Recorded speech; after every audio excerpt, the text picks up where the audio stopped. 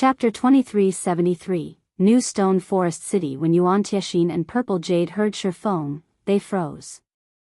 His statement felt like a curse to both of them. Is this true, Guild Leader Black Flame? Snapping out of his daze, Yuan Tiexin couldn't hide his excitement as he gazed at Shifeng. Even his breathing had become a little rushed. He showed none of the composure someone of his status should possess.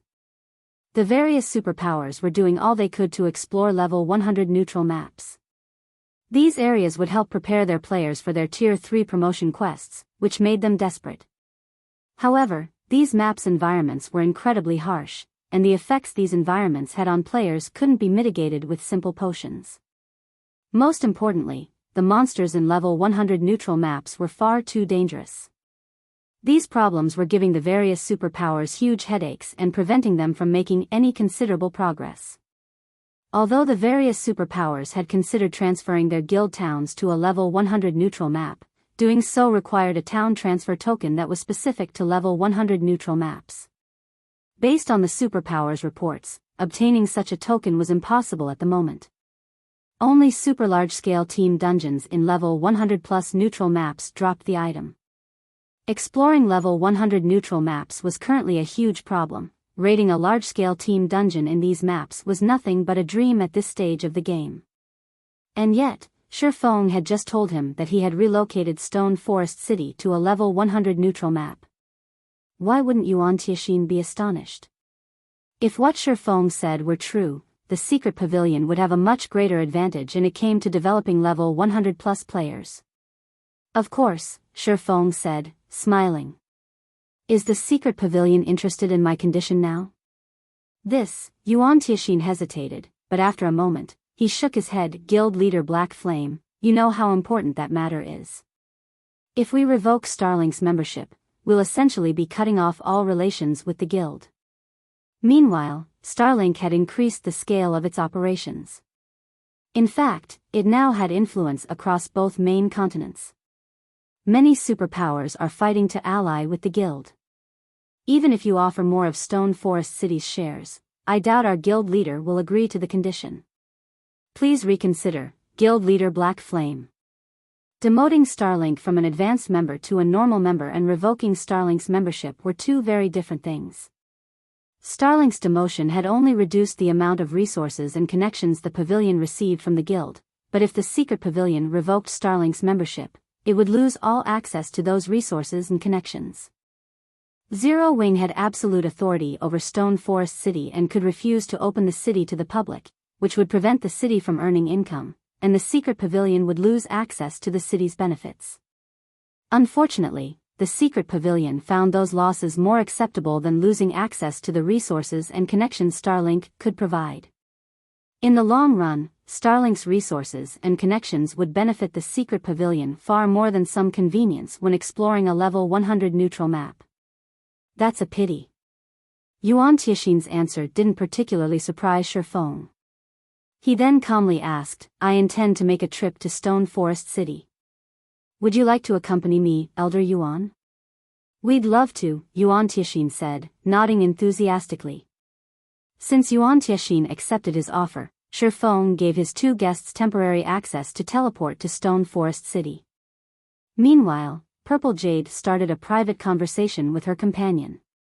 Uncle Yuan, are we really going to the city? She asked. She could tell what Shifeng was trying to do right now. He likely wanted to show off the city before they'd officially make a decision, but in her opinion, the act was futile.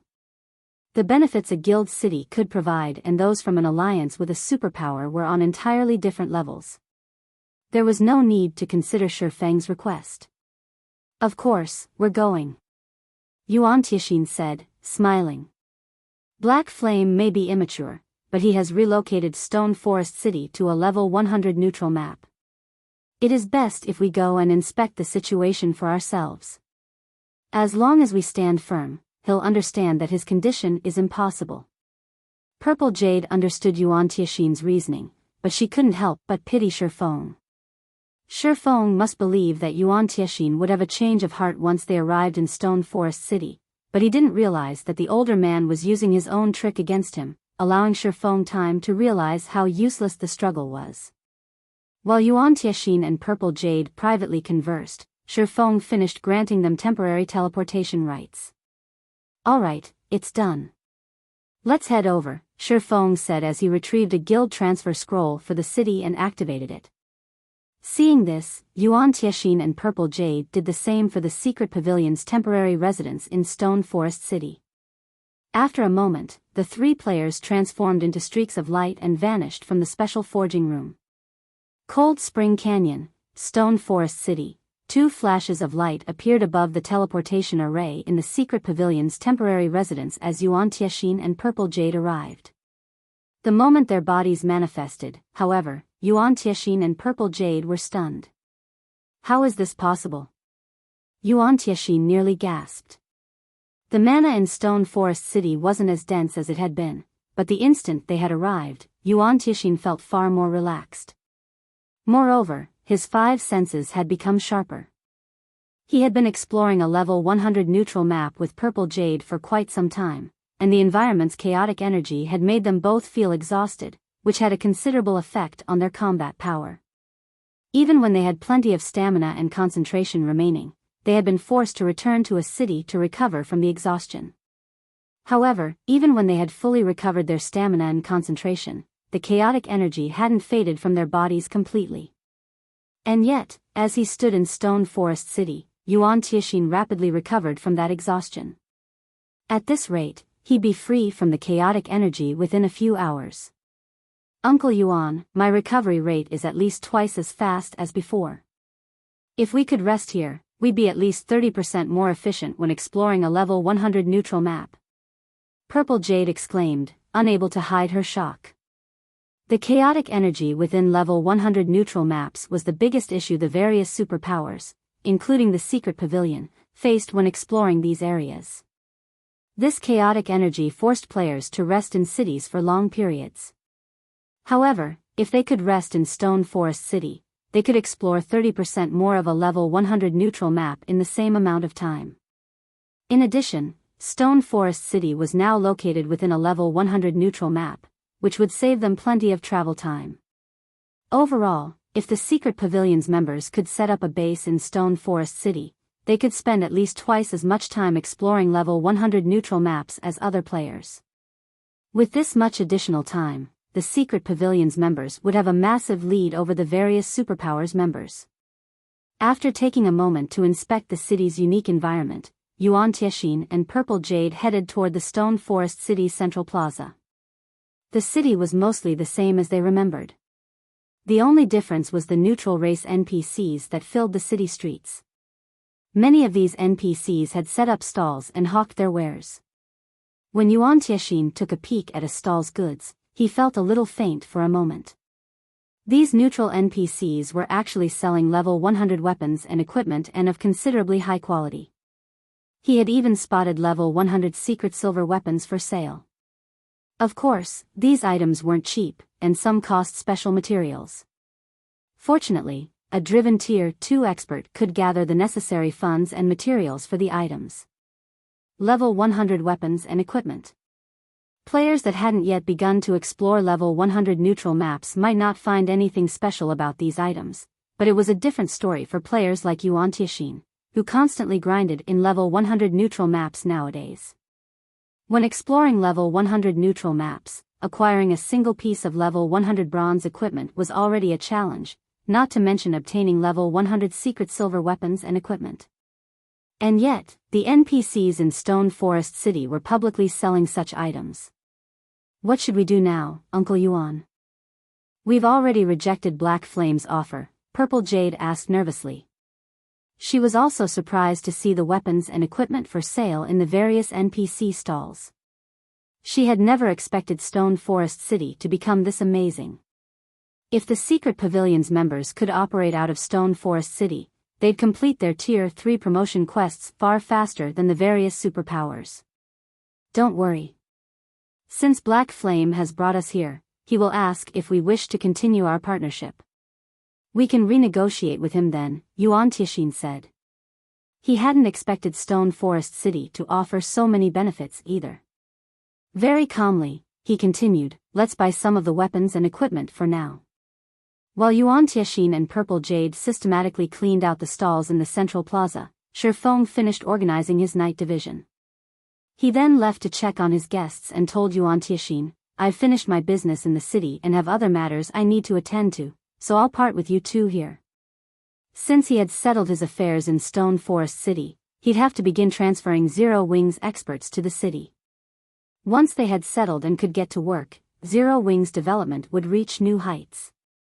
Shifeng then pulled a return scroll for White River City from his bag and began to activate it. Yuan Tianxin was stunned. He hadn't thought that Shifeng would be so indifferent, not even bothering to ask how they felt about the city. He certainly hadn't expected Shifeng to act as he did. Please wait, Guild Leader Black Flame. Yuan Tianxin shouted as Shifeng unfurled his return scroll. Is there something else you need, Elder Yuan? Shifeng asked, giving the older man a strange look. It's about the condition you mentioned earlier, Yuan Tianxin said, exasperated. We'd like to renegotiate. If Zero Wing can offer more of Stone Forest City's shares, we might be able to agree to the condition. I'm afraid that won't be possible. Zero Wing will not hand over any more of Stone Forest City's shares. If the secret pavilion must still reject my condition, I'll have to accept the unfortunate answer, Shifeng said, instantly rejecting Yuan Tianxin's offer. With the enhanced magic array in Stone Forest City, Zero Wing's development speed would skyrocket. Even if Zero Wing couldn't cut off one of Starlink's main sources of income, it wouldn't be long before his guild could strike back at Starlink. Hence, he had no reason to give away more of Stone Forest City's profits. Read latest chapters at Wuxia World. EU, alright, you win. The secret pavilion will revoke Starlink's membership, Yuan Tianxin said, sighing. Shifeng's immediate rejection made it clear that the secret pavilion wouldn't gain any more from the transaction. He continued, however, our guild leader asks that you can open the city to the secret pavilion's members within 2 days. That won't be a problem. Shifeng nodded. Stone Forest City was a basic city and required a lot of players to fortify it. In the bottomless abyss, Shifeng had been able to rely on NPC soldiers, but now, he could only rely on players in his night division. However, his knights would guard his entire territory, not just Stone Forest City, and unfortunately, if he relied solely on Zero Wing's experts to defend the city wouldn't be able to operate at full capacity. Hence, the secret pavilion's experts were essential. Shortly after Shifeng and the secret pavilion agreed on their deal's terms, the shocking information spread throughout the Secret Chamber of Commerce. The Secret Chamber of Commerce had officially revoked Starlink's membership. Chapter 2374, God's Domain. Shocked as news of Starlink's revoked membership spread, a commotion erupted among God's Domain's various superpowers. What's going on? Starlink got kicked out of secret? Is the secret pavilion crazy? Maybe they sent the revocation letter to the wrong guild. That's Starlink we're talking about. Not only has it recently annexed a bunch of top adventurer teams and workshops, but it's also recruited many retired peak experts. It's the strongest among the up-and-coming superpowers, and Starlink had influence on both main continents. Why would the secret pavilion even think of revoking Starlink's membership? The various superpowers fell into heated discussions about the Secret Chamber of Commerce's sudden internal announcement. They all felt as if the secret pavilion were playing some kind of prank. Many of God's Domain's chambers of commerce were trying to recruit Starlink to obtain the resources and connections it had to offer. By revoking Starlink's membership, not only would Secret grow weaker, but it would also strengthen its competitors. This would only harm both the Secret Chamber of Commerce and the Secret Pavilion. Dark Knight Empire, Dark Knight City. The Dark Knight Empire's various powers were in an uproar over Starlink's revoked membership, particularly Crimson Emperor and Unyielding Soul. Starlink's departure from the Secret Chamber of Commerce was a huge loss for both Starlink and the Secret Pavilion, but particularly for Starlink. The Secret Pavilion's influence spanned across the main continent, and few could rival its sales connections and resources. Otherwise, the Secret Pavilion wouldn't have been a publicly acknowledged transcendental power in God's domain. Without the secret pavilion support, Starlink's development speed would slow considerably. It wouldn't be surprising if this incident reduced Starlink's income by over 30%. This was a huge blow to Starlink. Heart, do you know what exactly happened between the secret pavilion and Starlink? Illusory Words, one of Crimson Emperor's Vice Guild leaders, asked as she privately contacted Unyielding Heart. No one in my guild has a clue. What about your side? Unyielding Heart said, shaking his head. The situation made him restless and curious. The Starline Corporation supported Starlink, and the guild had partnered with quite a few superpowers. Most importantly, Starlink was developing on both the eastern and western continents, which gave the guild unimaginable status and influence in the Dark Knight Empire. And yet, the secret pavilion had removed Starlink from the secret chamber of commerce. It was unbelievable. The fact that the secret pavilion had done this meant that something must have happened between it and Starlink, but Unyielding Soul hadn't been able to learn any details about the situation. We don't know anything either. Not even our spies in Starlink have a clue, Illusory Words said, frowning. The secret pavilion has always maintained a neutral stance regarding the secret chamber of commerce. I have never heard of Starlink provoking the secret pavilion either, yet it abruptly revoked Starlink's membership. It's possible that Starlink has provoked some transcendental existence, and the secret pavilion was forced to make this move. If we don't get to the bottom of this, the Dark Knight Empire will become a very dangerous place to develop.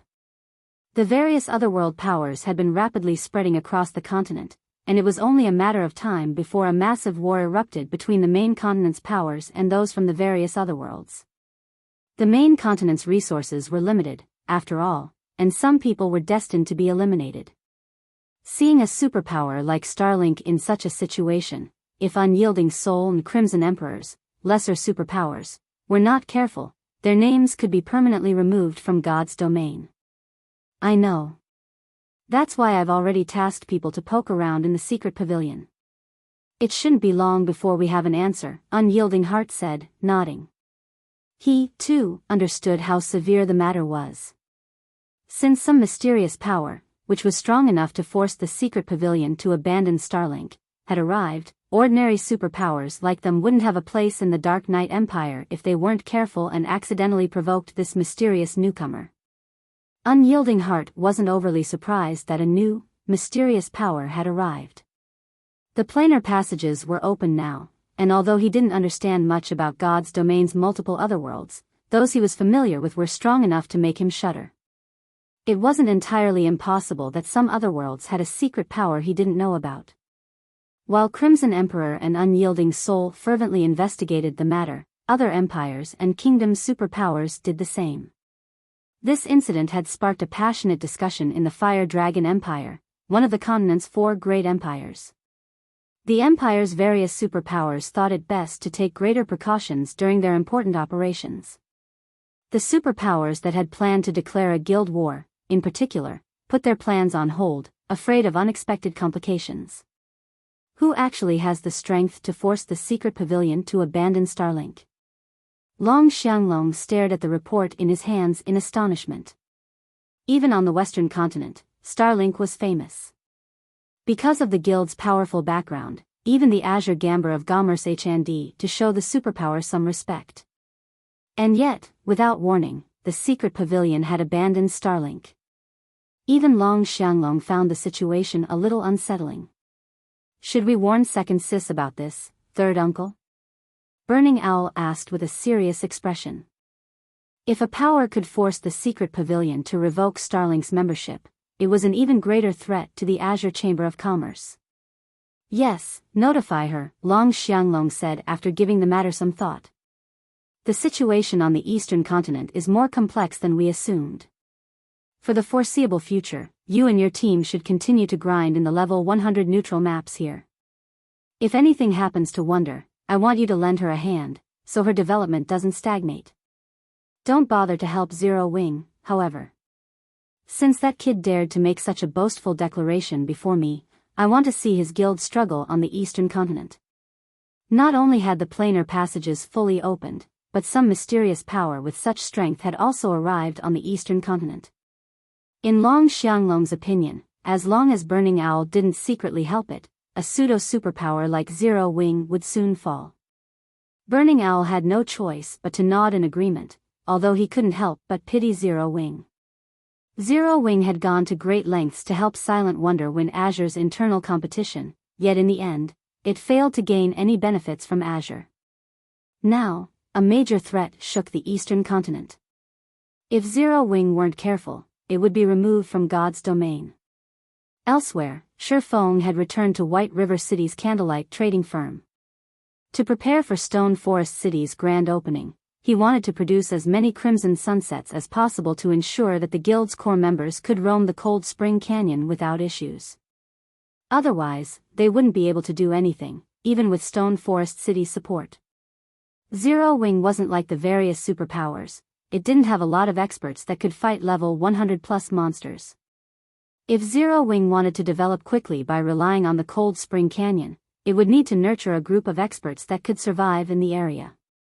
Without enough strength, Zero Wing could only helplessly stare at the canyon's abundant resources.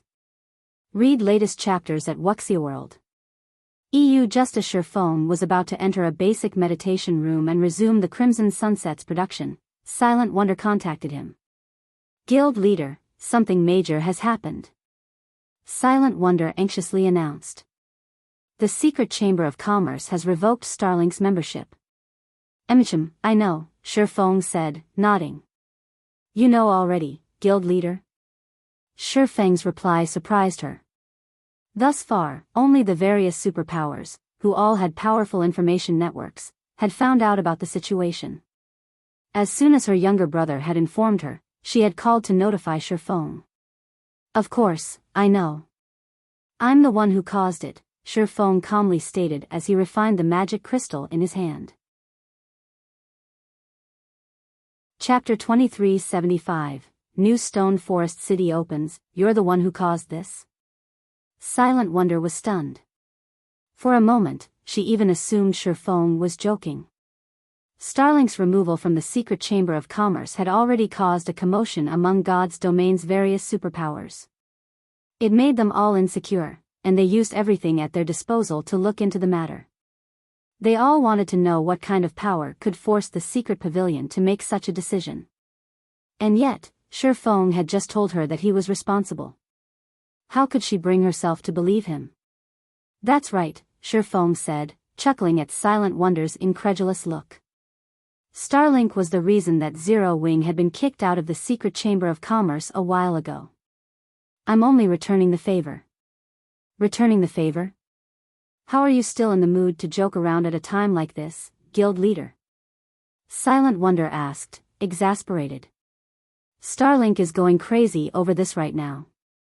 If it finds out that Zero Wing is responsible, things will become. Very few powers could rival the Secret Chamber of Commerce's expansive connections in God's domain. These connections might be of limited use to a pseudo-superpower like Zero Wing, but for Starlink, it was a different story. Losing Secret's resources and connections would be a huge blow to Starlink's operations. Coins and resources were the foundation of a guild's development, and without enough of both, it'd be surprising if Starlink didn't regress, let alone continue to dominate as a superpower. This incident would likely force Starlink to delay or cancel most of its plans. It would suffer unimaginable losses. If Starlink found out that Zero Wing was responsible for its removal from Secret, it would do everything in its power to annihilate the smaller guild. It wouldn't hold back as it had thus far. This time, Zero Wing had damaged Starlink's foundation, and practically every superpower in God's domain had heard about the incident. Starlink would become a laughingstock if it didn't retaliate. However, Starlink wasn't the same guild it had been in the past. Based on what Silent Wonder had learned from the Azure Chamber of Commerce, not only had Starlink grown stronger after the planar passage's opening, but it had also formed close alliances with a few otherworld superpowers. Recently, Starlink's shadow had stretched across adventurer alliances that had been rapidly developing in the main continent's various kingdoms and empires. Now, even the Fire Dragon Empire's super guilds were wary of Starlink. These up-and-coming adventurer alliances were impressively powerful.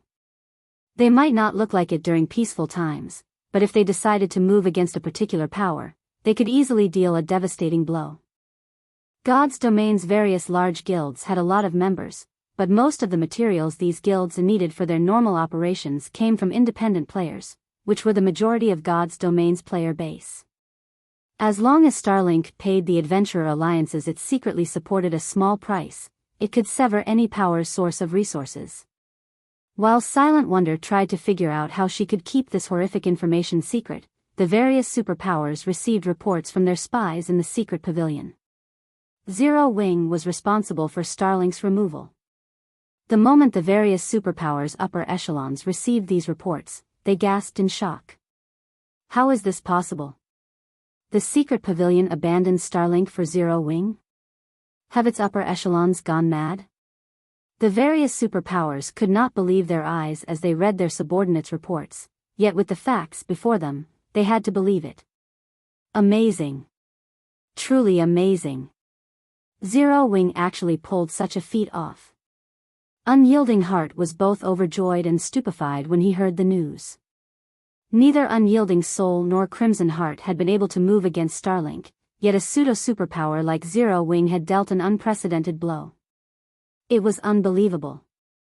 The secret chamber of commerce had been as precious as an arm to Starlink, and now that it had lost Secret's connections and resources, it had lost that arm. Even if Starlink retained its strength, its development speed would slow significantly. Zero Wing is actually this powerful? Illusory words read her subordinate's report in confusion. Although Zero Wing's performance in the Dark Knight Empire had been extraordinary, the guild shouldn't be capable of threatening Starlink's foundation in her opinion. Starlink was supported by the Starline Corporation, after all. And yet, Zero Wing had just severed one of Starlink's main income sources. She doubted that even Starlink's upper echelons had ever imagined that events would unfold like this. It's no wonder why that kid so boldly rejected me. So, his guild has the secret pavilion support. Long Xianglong was greatly surprised when he discovered the perpetrator for Starlink's removal from the secret chamber of commerce. However, his surprise quickly turned into disdain as he sneered and hissed, "It's a pity the guild's efforts are a waste. Starlink cannot be stopped by a single Tier 3 player. The secret pavilion will pay for its foolishness, as well." Long Xianglong knew a little regarding the conflict between Zero Wing and Starlink. Although losing the secret chamber of commerce's connections and resources was a major loss to Starlink, the setback wouldn't cause the organization's fall.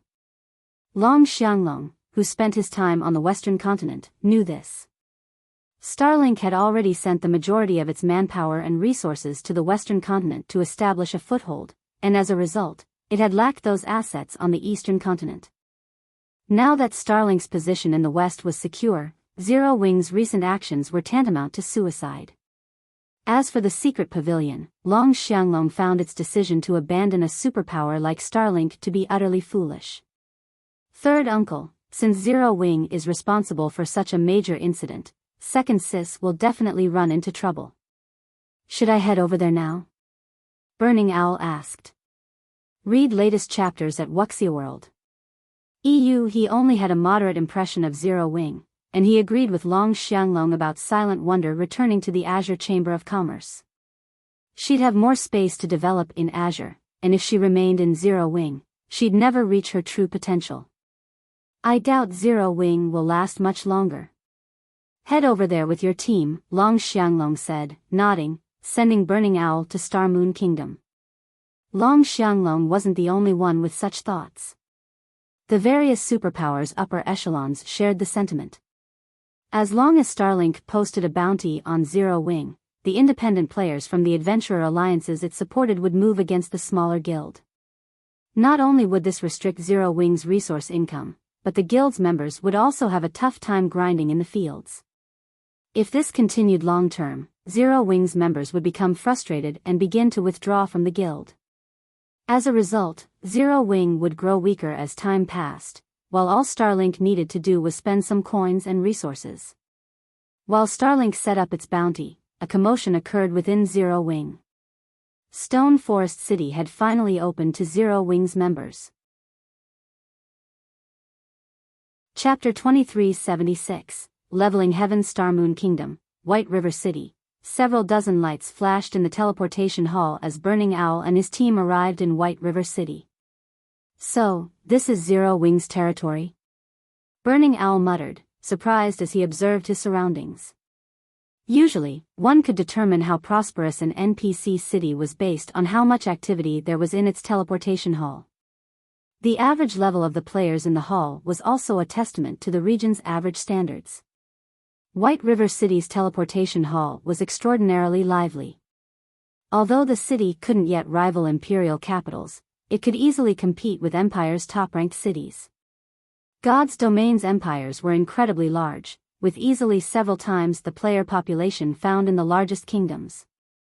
Thus, even Empire's top-ranked cities were more prosperous than kingdoms' capital cities. As far as Burning Owl knew, very few kingdoms had cities like White River City. He was also surprised by these players' average level.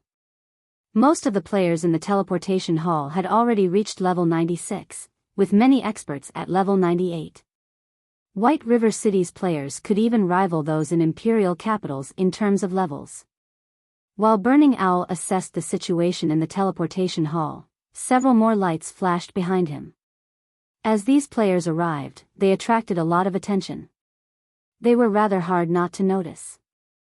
The moment this group appeared, everyone in the teleportation hall was overwhelmed by a sense of dread. Players' instincts urged them to flee as the newcomers' auras washed over them. What? Starlink actually dispatched its newly formed Hellfire Legion?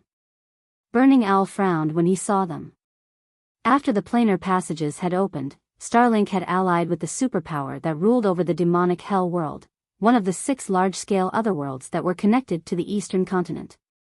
Like Dark players' favored areas, the demonic Hell World focused on slaughter, and many of its players possessed a powerful legacy, L. Individually, these players were even stronger than those from the Sea God's realm. Relying on the demonic Hell World's special legacy, Starlink had formed the Hellfire Legion, which was now the strongest legion under the guild's command. The weakest of the legion's members was a refinement realm expert, and with their special legacy, even peak experts would find these players incredibly difficult to kill. With the individual members so powerful, it was easy to imagine how horrific all 1,000 Hellfire Legion members would be when they worked together. Because of this, the various superpowers were even more afraid of Starlink. Now, Starlink had dispatched 300 Hellfire Legion members to White River City. If they had to fight those players, even Burning Owl's Heaven Piercer team would be annihilated. Vice Guild Leader, Elder Long has contacted me to inform us to avoid conflict with Starlink as much as possible, a level 100, black-clad assassin quietly reported. Aside from sending in the Hellfire Legion, Starlink has posted a bounty on Zero Wing through the adventurer alliances it supports. Starlink is offering 100 CPs for Zero Wing's elite members and 1,000 CPs for core members. The guild is even offering half of the posted bounty to players who can prove they've assisted with the kills. Moreover, Starlink has declared that this bounty will remain in effect until Zero Wing has been removed from God's domain. What a high price. Even I find it tempting. It seems that Starlink truly intends to go all out. The bounty astonished Burning Owl. He hadn't expected Starlink to be so vicious. Many independent players had joined the adventurer alliances Starlink had established with the various otherworld powers, and among them, many were powerful experts that could even rival superpowers' peak experts. The adventurer alliance's contribution points were quite valuable. Players could use them to purchase combat techniques, weapons, equipment, rare materials, and even legacies. Members could even spend the points to hire a team of experts to assist with quests and dungeons. But those uses paled in comparison to their true value. Once members had accumulated enough CPs, they'd earn a promotion within the alliance, rising from bronze to silver, or silver to gold rank. As one rose through the ranks, not only would they receive a discount on any CP purchases, but at gold rank, they'd also earn a fixed credit salary each month. To top it all off, there were almost no restrictions on these benefits. The policy had lured many independent peak experts and top adventurer teams to join these adventurer alliances. A CP in Starlink's Adventurer Alliances was worth 3 silver, but players couldn't exchange CPs for coins. Hence, the CP reward for Starlink's bounty on Zero Wing was powerfully attractive to the Adventurer Alliance's members. It was even enough to motivate peak experts. Even a superpower would suffer against this strategy, not to mention Zero Wing. Not even God's Domain's various superpowers had thought Starlink would to go such great lengths to destroy Zero Wing. Meanwhile, when Wuxia, who was raiding a level 95, super large-scale team dungeon in the Ore Empire, heard of Starlink's bounty, it surprised her a little. Vice Guild Leader, I doubt Zero Wing will last much longer now that Starlink is relying on its full strength. Should we take advantage of this opportunity? The elementalist Jing Yang suggested. That won't be necessary. All we need to do right now is capture the Ore capital city as soon as possible. Everything else is secondary, Wuxia said, shaking her head. However, after giving the matter some thought, she smiled faintly and said, that being said, send someone to keep an eye on Zero Wing. The guild has grown strong enough that its members should force Starlink to reveal its current strength. Understood, Jing Yang replied. Although he was a little disappointed that he wouldn't have a hand in Zero Wing's downfall, he didn't dare disobey Wuxia. He immediately notified some of his subordinates to watch Zero Wing.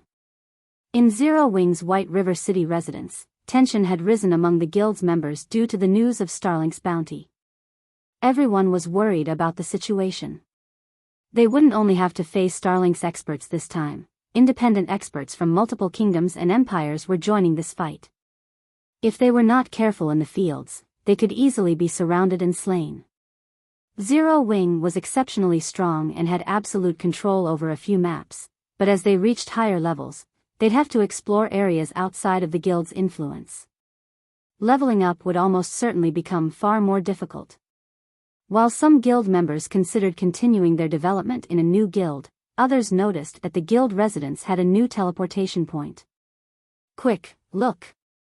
We can teleport to Stone Forest City again. Crap! There's a level 98 requirement, and the guild transfer scrolls cost 500 GCPs each? Wait, something's not right. Stone Forest City has been moved to the Cold Spring Forest. Cold Spring Forest's a level 100 neutral map. What? Stone Forest City is located in a level 100 neutral map now? When they saw the residence's new teleportation point, everyone was dumbfounded. They had never thought the guild would transfer Stone Forest City to a level 100 neutral map. Even the various superpowers only dreamed of accomplishing such a feat. Read latest chapters at Wuxia World. Some of the level 98 guild members gritted their teeth as they purchased a guild transfer scroll for Stone Forest City. Curious, they activated the scrolls the moment they received them. As soon as these level 98 members arrived in the city's residence, they were stunned by what Stone Forest City had to offer. Not only were their 5 senses sharper within the city, but they also spotted plenty of neutral NPCs selling level 100 weapons and equipment. Most importantly, they sensed the chaotic energy that corroded their bodies dissipating twice as fast as normal. With Stone Forest City's unique environment, it was a leveling haven. Shortly after Zero Wing's members arrived in Stone Forest City, they spread the news throughout the guild, causing an uproar. Naturally, the spies within Zero Wing reported to their respective superiors immediately. Chapter 2377, Enviable Stone Forest City. When they received the reports about Stone Forest City's new location, the various superpowers nearly went mad. Impossible. I thought we needed to raid team dungeons in level 100 neutral maps before we could obtain a town transfer token for those maps. Damn it. Zero Wing was actually able to do it. I want this investigated. We need to find out how Zero Wing accomplished this feat. When the various superpowers discovered Stone Forest Town's new location, the joy they had felt over Zero Wing's misfortune vanished instantly. Now, only envy and admiration remained. The various superpowers were desperate for means to accelerate their exploration in level 100 neutral maps. Unfortunately, they had found nothing, and their teams were helpless against these maps' environments and monsters, yet the areas were the future of God's domain. Players could earn significantly more EXP from the monsters in those maps than monsters in lower-level maps. In addition, level 100 maps were the only sources of level 100 weapons and equipment at this point. The various superpowers could only afford to send a large number of players to challenge their Tier 3 promotion quests once they had a sufficient amount of level 100 weapons and equipment. Moreover, fighting the monsters in level 100 neutral maps would be very helpful to players trying to improve their combat standards. Lower-level monsters were almost entirely different creatures, after all. Now that Stone Forest City was located in a level 100 neutral map, Zero Wing had an unimaginably massive advantage. Meanwhile, in the Dark Knight Empire's Dark Knight City, it's no wonder why Zero Wing dared to sever one of Starlink's main income sources. So, the guild still had such a card to play, illusory words muttered, shock and envy flashing in her eyes. A guild city in a level 100 neutral map would do more than increase the guild members' leveling speed, it could also become a new source of resources for the guild. Level 100 neutral maps had more abundant resources than level 90 plus maps, and these resources catered to level 100 players. The advantage these resources would provide was imposingly large. With Stone Forest City's new location, Starlink would likely be rendered powerless against Zero Wing. The two guilds were no longer playing on the same field. Even if Starlink could target Zero Wing via its various adventurer alliances, the tactic would only be effective against Zero Wing's lower-level members. Any level 98 plus members could easily avoid Starlink's bounty hunters by relying on Stone Forest City's level 100 neutral map. Moreover, they'd gain far more than they would from grinding in level 90 plus maps. At this stage of the game, even mainstream players had reached level 95. Needless to say, Zero Wing's members, who were known for their high quality, would have reached higher levels. And the idea of Starlink targeting Zero Wing in a level 100 neutral map was a joke. If Starlink attacked Zero Wing in the Cold Spring Forest, Zero Wing could rely on its city's inherent advantages to beat its enemy to a pulp. Trying to sever Zero Wing from its resource sources was even more laughable. The various powers shops might still need lower-level resources, but they needed level 100 plus resources far more. If Zero Wing were willing to trade these resources for lower-level items, no power would refuse it. Furthermore, Zero Wing still had the secret pavilion support. Stone Forest City will be very helpful to players when they challenge their Tier 3 promotion quests, Vice Guild Leader. If we can secure a temporary residence in the city, we'll have an edge over other superpowers when it comes to nurturing Tier 3 players, the level 100 berserker beside illusory words realized, glowing with excitement. Players had to conduct their Tier 3 promotion quests in level 100 neutral maps, yet these areas were far too dangerous. Finding the lost Tier 3 legacies was also quite time-consuming. However, if players had a city like Stone Forest City, they'd be able to complete their promotion quests in far less time. I know. Unyielding Soul has certainly secured a huge advantage. When illusory words thought about Unyielding Soul, which had allied with Zero Wing a long time ago, she could not help but envy the guild. Make the necessary arrangements. We're going to negotiate with Zero Wing. I'll get it done immediately, the level 100 berserker answered. Aside from Crimson Emperor, a few superpowers had considered obtaining a temporary residence in Stone Forest City. Like Crimson Emperor, these superpowers promptly sent representatives to White River City. Nothing was more important to them than helping their players complete their Tier 3 promotion quests right now. Meanwhile, in an Adventurer Alliance's residence in the Fire Dragon Empire, nothing can stop Zero Wing now, Big Sis Jade. Zero Wing actually has a city in a level 100 neutral map. Not even Azure's Demon Stone Town can hold a candle to Stone Forest City, the blue-clad assassin youth beside Jade Bamboo exclaimed. So, he was telling the truth. Realization dawned on Jade Bamboo when she read the latest report regarding Stone Forest City. When Shifeng had declared that Zero Wing could nurture Silent Wonder just as well as the Azure Chamber of Commerce and without Azure's resources, Jade Bamboo had found the notion laughable. And yet, times had changed. With Stone Forest City's new location, Zero Wing would have no trouble acquiring the necessary resources to continue its rapid development. Not even the Otherworld's various powers could affect Zero Wing's progression. Meanwhile, in one of White River City's restaurants. How is this possible? Burning Owl felt as if he were dreaming as he read his subordinate's report. Zero Wing had successfully transferred Stone Forest City to a level 100 neutral map, which was something the various superpowers could only dream of accomplishing. Shortly after the various powers had learned about Stone Forest City's relocation, news had spread among the game's independent players, particularly those in White River City. Stone Forest City is amazing.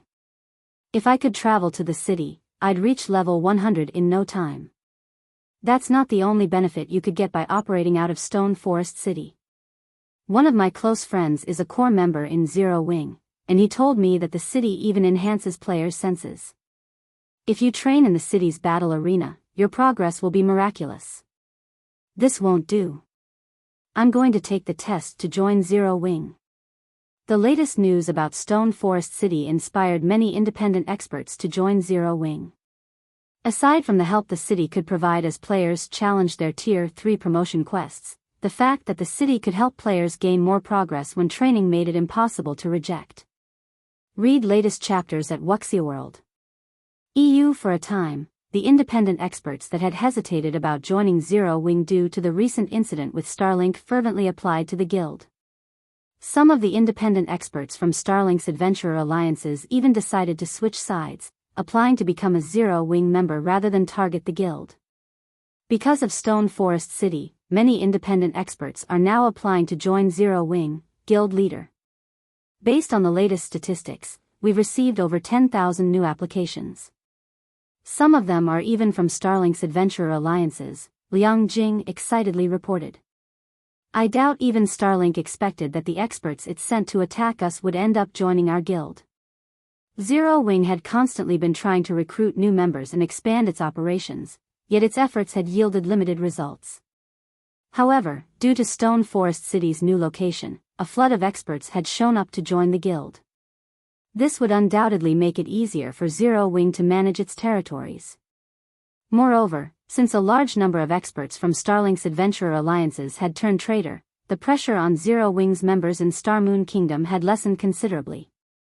It's too early to celebrate, Shifeng said, chuckling. Since Lu Xinglua wants to play, we'll have to humor him. Spread the news that Zero Wing intends to establish a Star Moon Adventurer Alliance in the kingdom.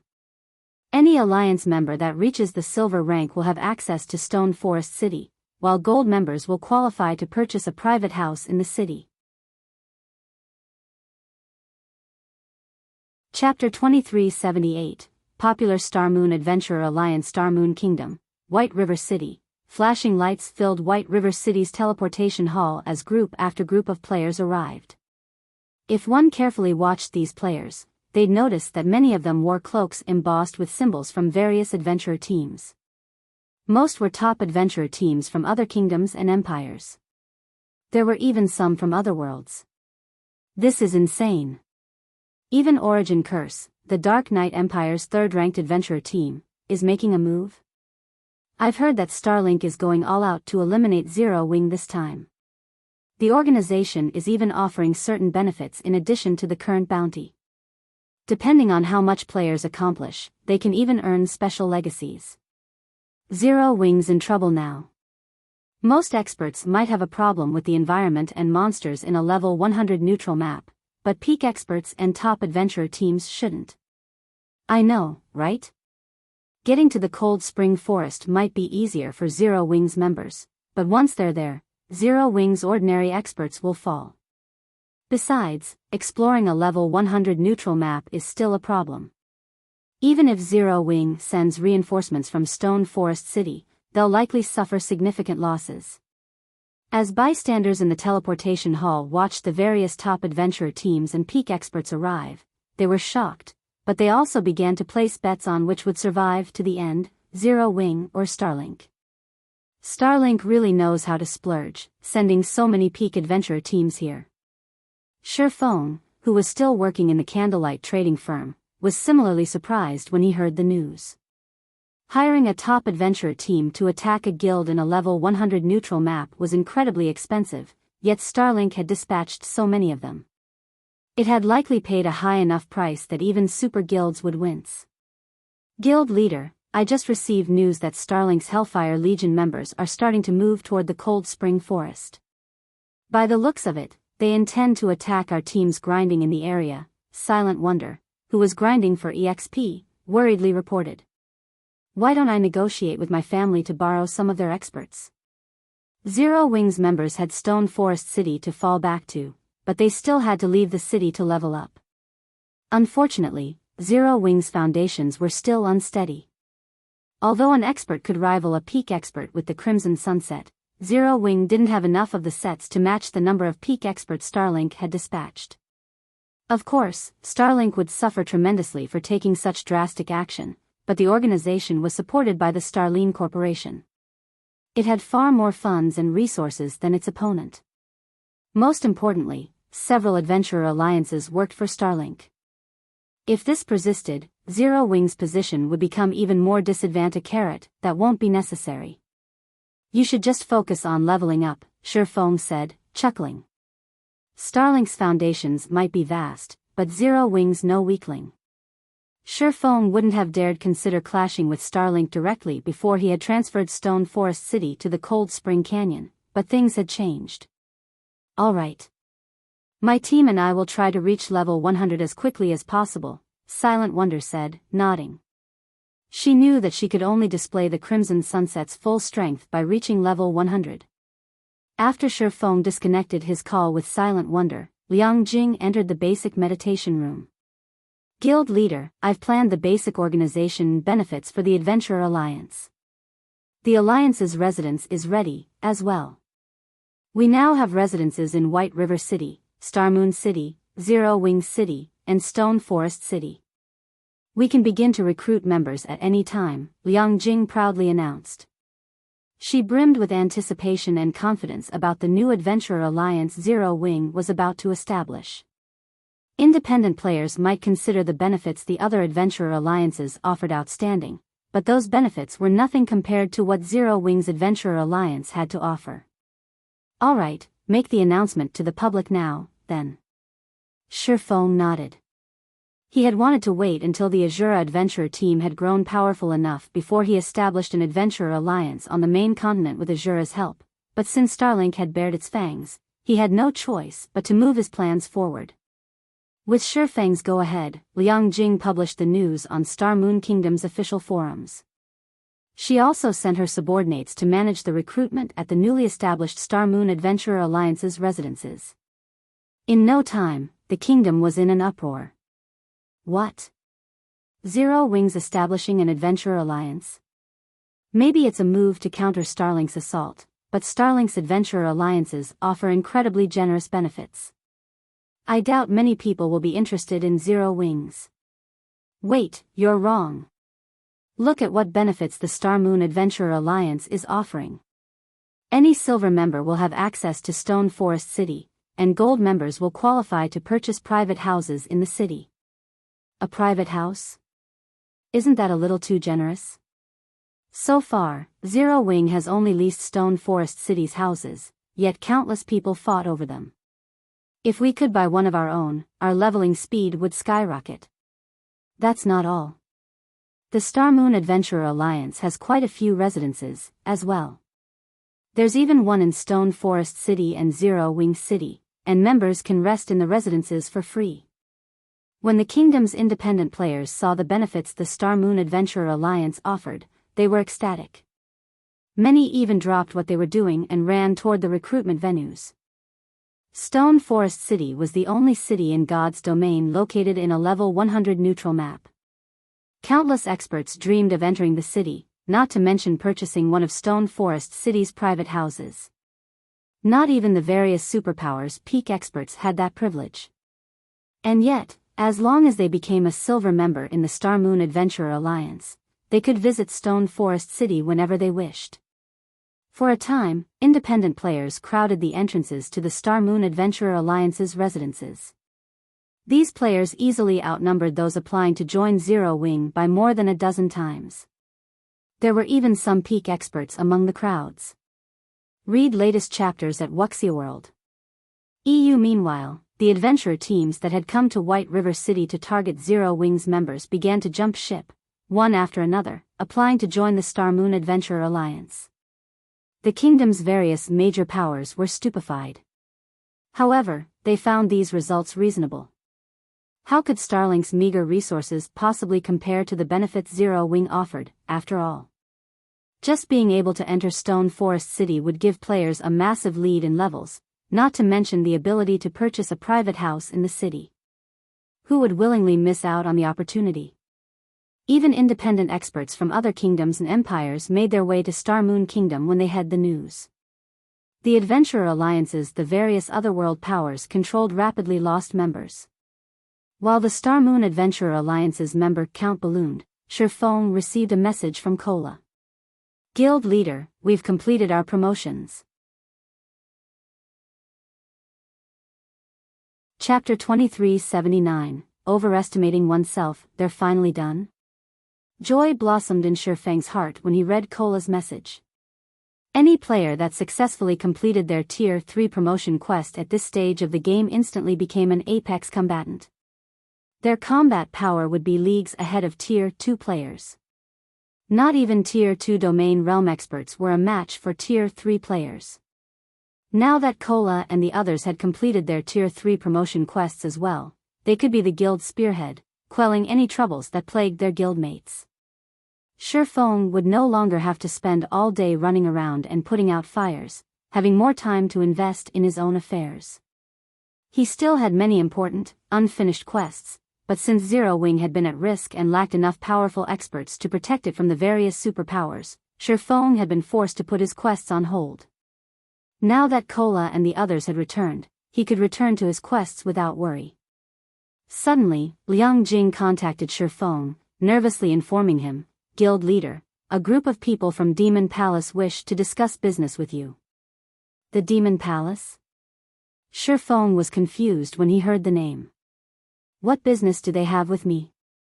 Demon Palace had been extremely famous during his previous life. Not only had the guild taken over the entire demonic hell world early on, but it had also been one of the few up-and-coming superpowers in God's domains. After years of development, it had grown into one of the few existences that had the power to contend with the 5 great super guilds of God's domain. However, the demonic hell world's planar passage was connected to the Ten Saints Empire, one of the 4 great empires. The Ten Saints Empire was also quite far from Star Moon Kingdom. Teleporting between the empire and the kingdom cost roughly 9 gold per person. Do you wish to meet them? Liang Jing asked. Let them wait in the reception room for now. I'll head that way, Shifeng said. After giving the matter some thought, he agreed to meet with the Demon Palace's representatives. Demon Palace was no ordinary superpower. Although it had yet to reveal its fangs, no superpower would dare underestimate it. The Demon Palace had the support of 2 international corporations and was the demonic hell world's absolute overlord. The demonic hell world was only slightly smaller than an empire, and due to its environment, the players from the demonic hell world were far stronger than those on the main continent. In addition, Demon Palace had developed relatively smoothly since it had no competitors in its homeworld. Even the strongest super guild on the main continent struggled with roadblocks and setbacks, yet Demon Palace had faced no such issues. It was easy to imagine how powerful the guild had become. Most importantly, the easiest way for players to travel to the western continent was through the Ten Saints Empire. The empire had a dimensional passage, which was the largest and most stable in God's domain, that connected the 2 main continents. This passage also had the least restrictions.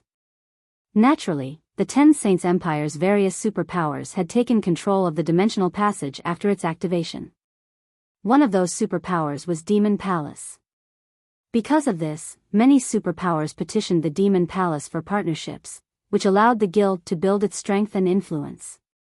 At this point, it was only slightly weaker than the 5 great super guilds. Once Shifeng had tidied up his work with the Crimson Sunsets, he made his way to the reception room in Zero Wing's residence. 3 demonic fighters in pitch-black armor quietly waited in the top-floor reception room. Not only were all three level 100, but their auras felt as if the demon god himself stood in the room with them. The Tier 2 expert standing guard by the doors shuddered as these auras washed over them. Zero Wing is quite interesting. Despite such weak members, it dares to provoke Starlink. If these core members were in our guild, they wouldn't even be elite members, a white-haired youth said, shaking his head as he eyed the several Zero Wing core members that had just left the room. They are a little underwhelming, but this is a kingdom, after all.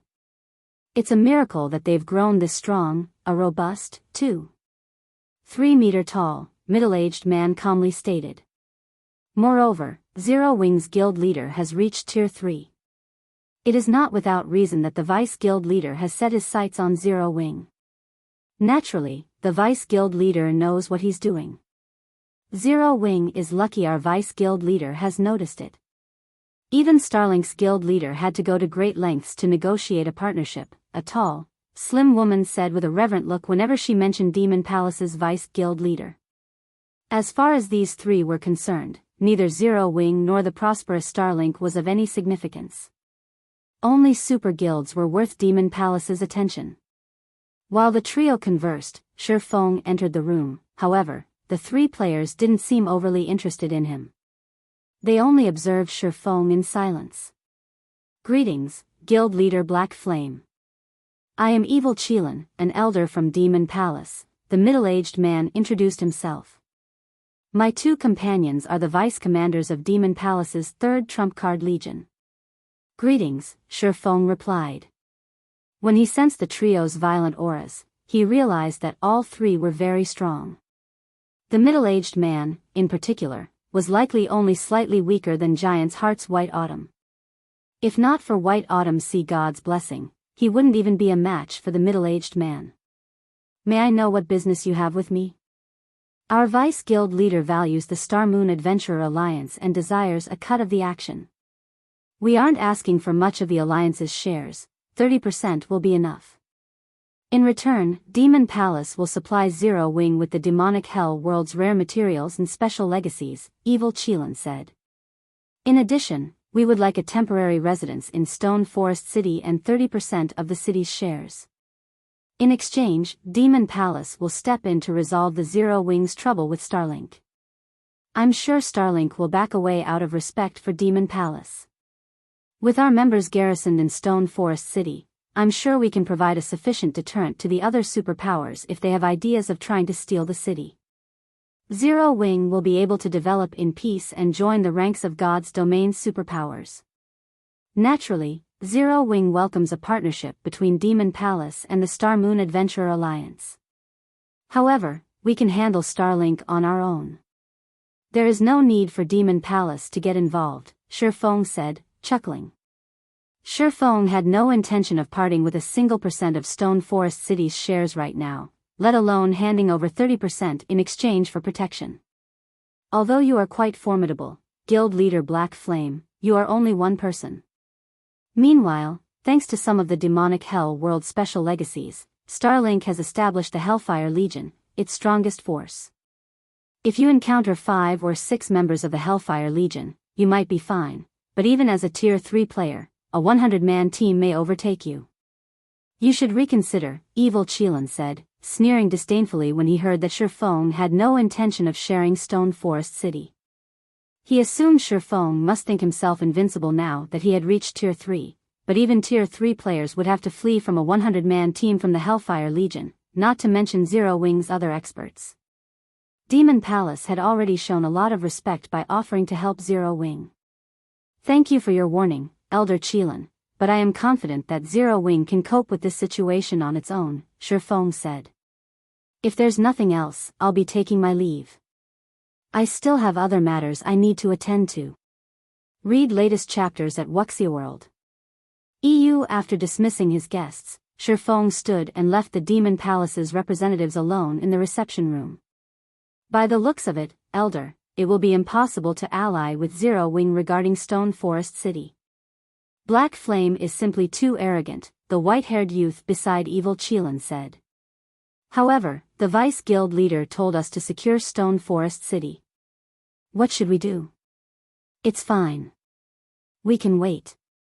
Black Flame overestimates himself, but once Starlink takes care of Zero Wing, I'm sure he'll come to his senses, Evil Qilin said, sneering at the door Feng had left through. However, our demands will be much higher once he's desperate. The Star Moon Adventurer Alliance had lured many experts away from Starlink's alliances, but the guild still had many peak experts and top adventurer teams on its side. Starlink also had the Hellfire Legion. With so many enemies at their doors, Zero Wing's members shouldn't even think of stepping out of Stone Forest City. Shortly after Evil Qilin's group left Zero Wing's residence, another group of 24 players wearing Zero Wing's guild emblems entered. Chapter 2380, Tier 3 team. Many players waited in Zero Wing's residence for their turn to take the recruitment test, making the residence quite lively. Because of the commotion, no one noticed the 24 cloaked Zero Wing members' arrival. At this point, seeing Zero Wings leave or enter the residence in their cloaks had become the norm. Starlink's bounty was no trivial matter, and for poorer experts, killing Zero Wings members for a quick buck was easy. Zero Wings members could only avoid hostile players by hiding their identities with black cloaks, and to enter the guild residences, they only needed to reveal their guild emblems to the members that guarded the entrances. Many of Zero Wings members had begun to take these precautions recently. However, unlike most of the guild's players, these cloaked players didn't stop to rest in the lounge or visit the quest area. They made their way straight to the guild leader's office, where Feng had been waiting for a while. Once they entered the office, the 24 players removed their cloaks and revealed themselves. As they did, violent, scorching auras filled the room. Their combined auras could paralyze Tier 2 experts with fear. What do you think, guild leader? We're much stronger than before, aren't we? Kola boasted as he radiated dense mana. Guild leader, don't listen to him. He was the last of us to complete his promotion quest. He just got lucky and constructed an advanced gold mana body with an 80% completion rate, Shadow Sword said. Hey, I'm satisfied with that. At least my mana body is better than yours. I'm happy enough to squeeze into the 8th place on the team. Kola said joyfully. Before they had left to challenge their Tier 3 promotion quests, Feng had informed them of the importance of their mana body and told them that they should try as hard as they could to earn a gold mana body. Feng had also offered tips about the mana body's construction process. Initially, Kola had only aimed to construct an intermediate gold mana body with an 85% completion rate, but during his second try, he had been inspired and constructed an advanced gold mana body. Of their group, only 10 people had completed an advanced gold mana body with a 75% completion rate or higher. Although the difference was only 1 rank, the difference between their stamina and concentration recovery rates was significant. An advanced gold mana body would be immensely helpful to them in the future. An advanced gold mana body with an 80% completion rate? Feng was surprised by Kola's achievement. Compared to magical class players, physical class players were at a disadvantage when constructing their mana bodies. Although Kola's combat standards were considerable, he was only averagely talented among Zero Wing's main force members. If not for his fragmented legendary shield, he wouldn't have even ranked among the top 15 in the main force with his combat power. Moreover, Feng had heard about the tyrant bear Kola's mana body during his previous life. At the time, Kola had only had a basic gold mana body with a 78% completion rate, yet he had still managed to shake Starmoon Kingdom, becoming one of its top-ranked MTs. Now that Kola had an advanced gold mana body with an 80% completion rate, his future strength would undergo a qualitative improvement. Kola's mana body is nothing, guild leader. Boss Tianqing and Big Sis E are even more amazing. Boss Tianqing constructed a 93% peak gold mana body, and Big Sis E constructed a 95% peak gold mana body. Their stamina and concentration recovery rates are ridiculous, Turtledove interjected. Originally, Turtledove had been relatively proud of constructing an advanced gold mana body. After all, Feng had told them that the difference between intermediate and advanced rank was considerable. However, Yan Tianxing, Iluafe, Zhao Yueru, Silent Blade, Alluring Summer, and Yulan were so much more powerful. Every one of them had successfully constructed a peak gold mana body. Moreover, the weakest among them had an 80% completion rate. Since Stubborn Bone, who ranked 7th among them, hadn't been able to construct a peak gold mana body with an 80% completion or higher, he had settled for an 89% advanced gold mana body as he ran out of time. Compared to the top 7 players, Cola's achievement was nothing. While the team bickered, Shifeng received a compilation of their promotion results. He was shocked when he examined the data. Of the 24 players that had completed their Tier 3 promotion quests, the weakest of them had constructed an 80% peak silver mana body.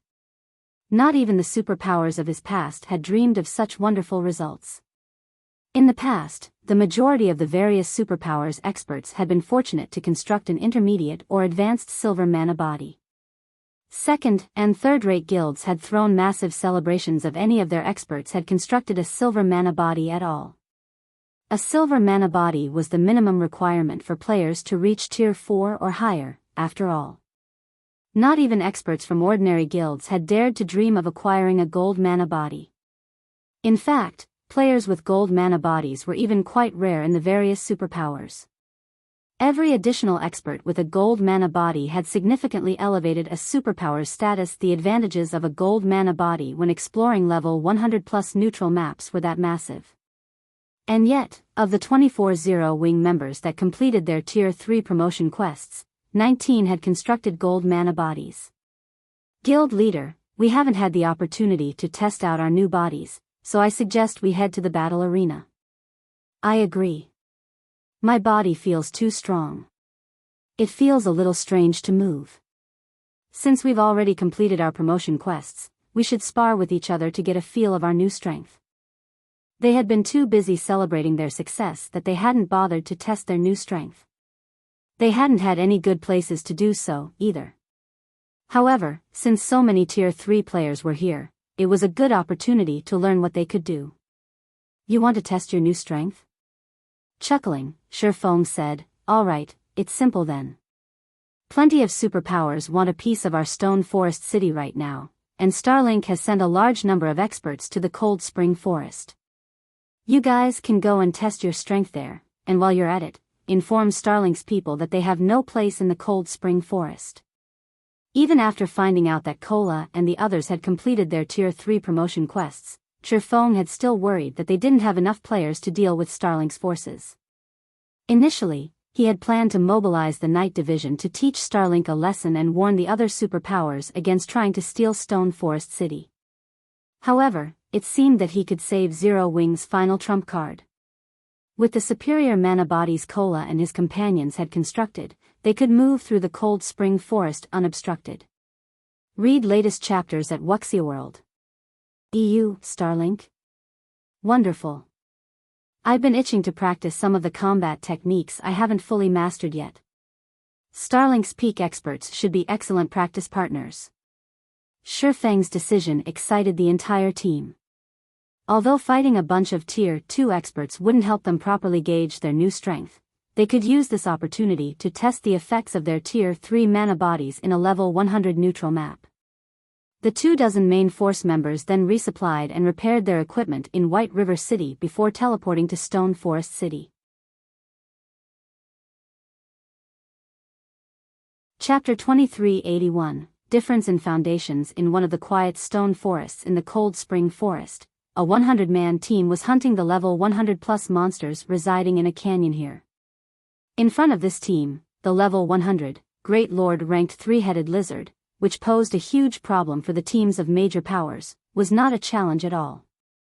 The team thoroughly suppressed the Great Lord and continuously shaved away at its HP. Everyone put in more effort. The boss is nearly dead, a blue-armored man, who looked to be in his 30s, shouted as he blocked an attack from the three-headed lizard using his two-handed hammer. The three-headed lizard could launch attacks simultaneously with all three of its heads. Aside from the two MTs in the team blocking two of the lizard's heads, the hammer-wielding demonic fighter was holding his own against the third of the lizard's heads without losing any ground. If the experts of the various major powers operating within the Cold Spring Forest were to see this scene, their eyes would most likely fall out of their sockets, because this 100-man team was not a guild's, but one made up of independent players. At this stage of the game, level 100 neutral maps were still extremely dangerous for players. Even the main force of the various major powers would have a difficult time surviving in a level 100 neutral map. If they stumbled upon a level 100 Great Lord, they would try to avoid it as much as possible, since defeating such a monster required quite some time. After all, the longer a battle took to end, the higher the likelihood of the battle attracting nearby monsters. If too many monsters joined the fray, a team wipe was guaranteed. This 100-man team, however, had actually taken the initiative to attack a level 100 Great Lord. Moreover, it was perfectly suppressing the three-headed lizard. The team's strength could practically rival that of the exploration teams of superpowers. After a few more minutes of battle, the three-headed lizard finally lost all its HP and collapsed before the 100-man team, the experience bar of every team member increasing by a sizable chunk. At the same time, a few pieces of sparkling level 100 equipment dropped around the three-headed lizard's corpse. Our leveling speed here really is fast. At this rate, I'll reach level 101 in less than 2 days. The leveling speed isn't the most important point. Look at the attributes of the loot. They're on an entirely different level compared to our level 95 equipment. If we can get a full set of level 100 secret silver equipment, our attributes will surpass even those of players geared in level 95 dark gold set equipment. It's too difficult to obtain level 100 secret silver equipment. Normally, only Grand Lords will drop it. Even until now, we've only come across a few Grand Lords, and some of them are too strong for us to raid. Plus, our operation time is very limited. Collecting a full set of level 100 secret silver equipment is simply too difficult. Zero Wing sure is lucky. It actually managed to transfer Stone Forest City to this place. If our Dark Dragon adventurer team could get a resting spot in a level 100 neutral map as well, let alone secret silver equipment, even level 100 fine gold equipment would be possible. We could start challenging our Tier 3 promotion quests. When Dark Dragon's members spoke about Stone Forest City, envy filled their eyes. Compared to players that had yet to venture into level 100 neutral maps, they had a much clearer idea of how valuable a resting spot in a level 100 neutral map was. However, as Stone Forest City was not open to the public, they could only stare at the city from outside. Commander, I heard that Zero Wing has established an adventurer alliance. Silver members in the alliance can enter Stone Forest City. Why don't we negotiate with Zero Wing? With our adventurer team's strength, I believe Zero Wing will be happy to recruit us and promote us into a silver-ranked adventurer team right away, a level 100 Dark Cleric said as he looked at the demonic fighter leading the team. Everyone else on the team nodded in agreement with the Dark Cleric's words. Dark Dragon was one of the famous top adventurer teams of the demonic hell world. Dark Dragon might have only 1,000 members or so, but it was fully capable of toppling the main continent's first-rate guilds. If Dark Dragon decided to join Zero Wing's newly established Adventurer Alliance, Zero Wing would definitely be more than willing to offer Dark Dragon additional benefits. It is indeed inefficient for us to continue like this, Dark Dawn, the commander of Dark Dragon, said after giving the matter some thought. After this grinding trip, a few of you should go and negotiate with Zero Wing. Say that our bottom line for joining the Star Moon Adventurer Alliance is for us to become a silver adventurer team. If Zero Wing isn't willing to give us that much, then we can forget about any partnerships. In Dark Dawn's opinion, the only benefit of joining the Star Moon Adventurer Alliance was the right to enter Stone Forest City. If Dark Dragon's members could not enter Stone Forest City immediately after joining the Star Moon Adventurer Alliance, then there would be no point in seeking membership at all. Meanwhile, as the Dark Dragon Adventurer team's members were resting, explosions resounded, and dazzling lights appeared a short distance away. Commander, some players are fighting against each other nearby, a ranger that had been monitoring the surroundings suddenly shouted. Who are they? Dark Dawn asked. There aren't many of them. One side is wearing Zero Wing's emblem, so they should be Zero Wing's team. As for the other side, I think it's Starlink's Hellfire Legion, the ranger reported. The Hellfire Legion? It seems Zero Wing's members are in trouble. Dark Dawn frowned at the mention of the Hellfire Legion. As an original inhabitant of the demonic Hell world, Dark Dawn understood just how powerful Starlink's Hellfire Legion was.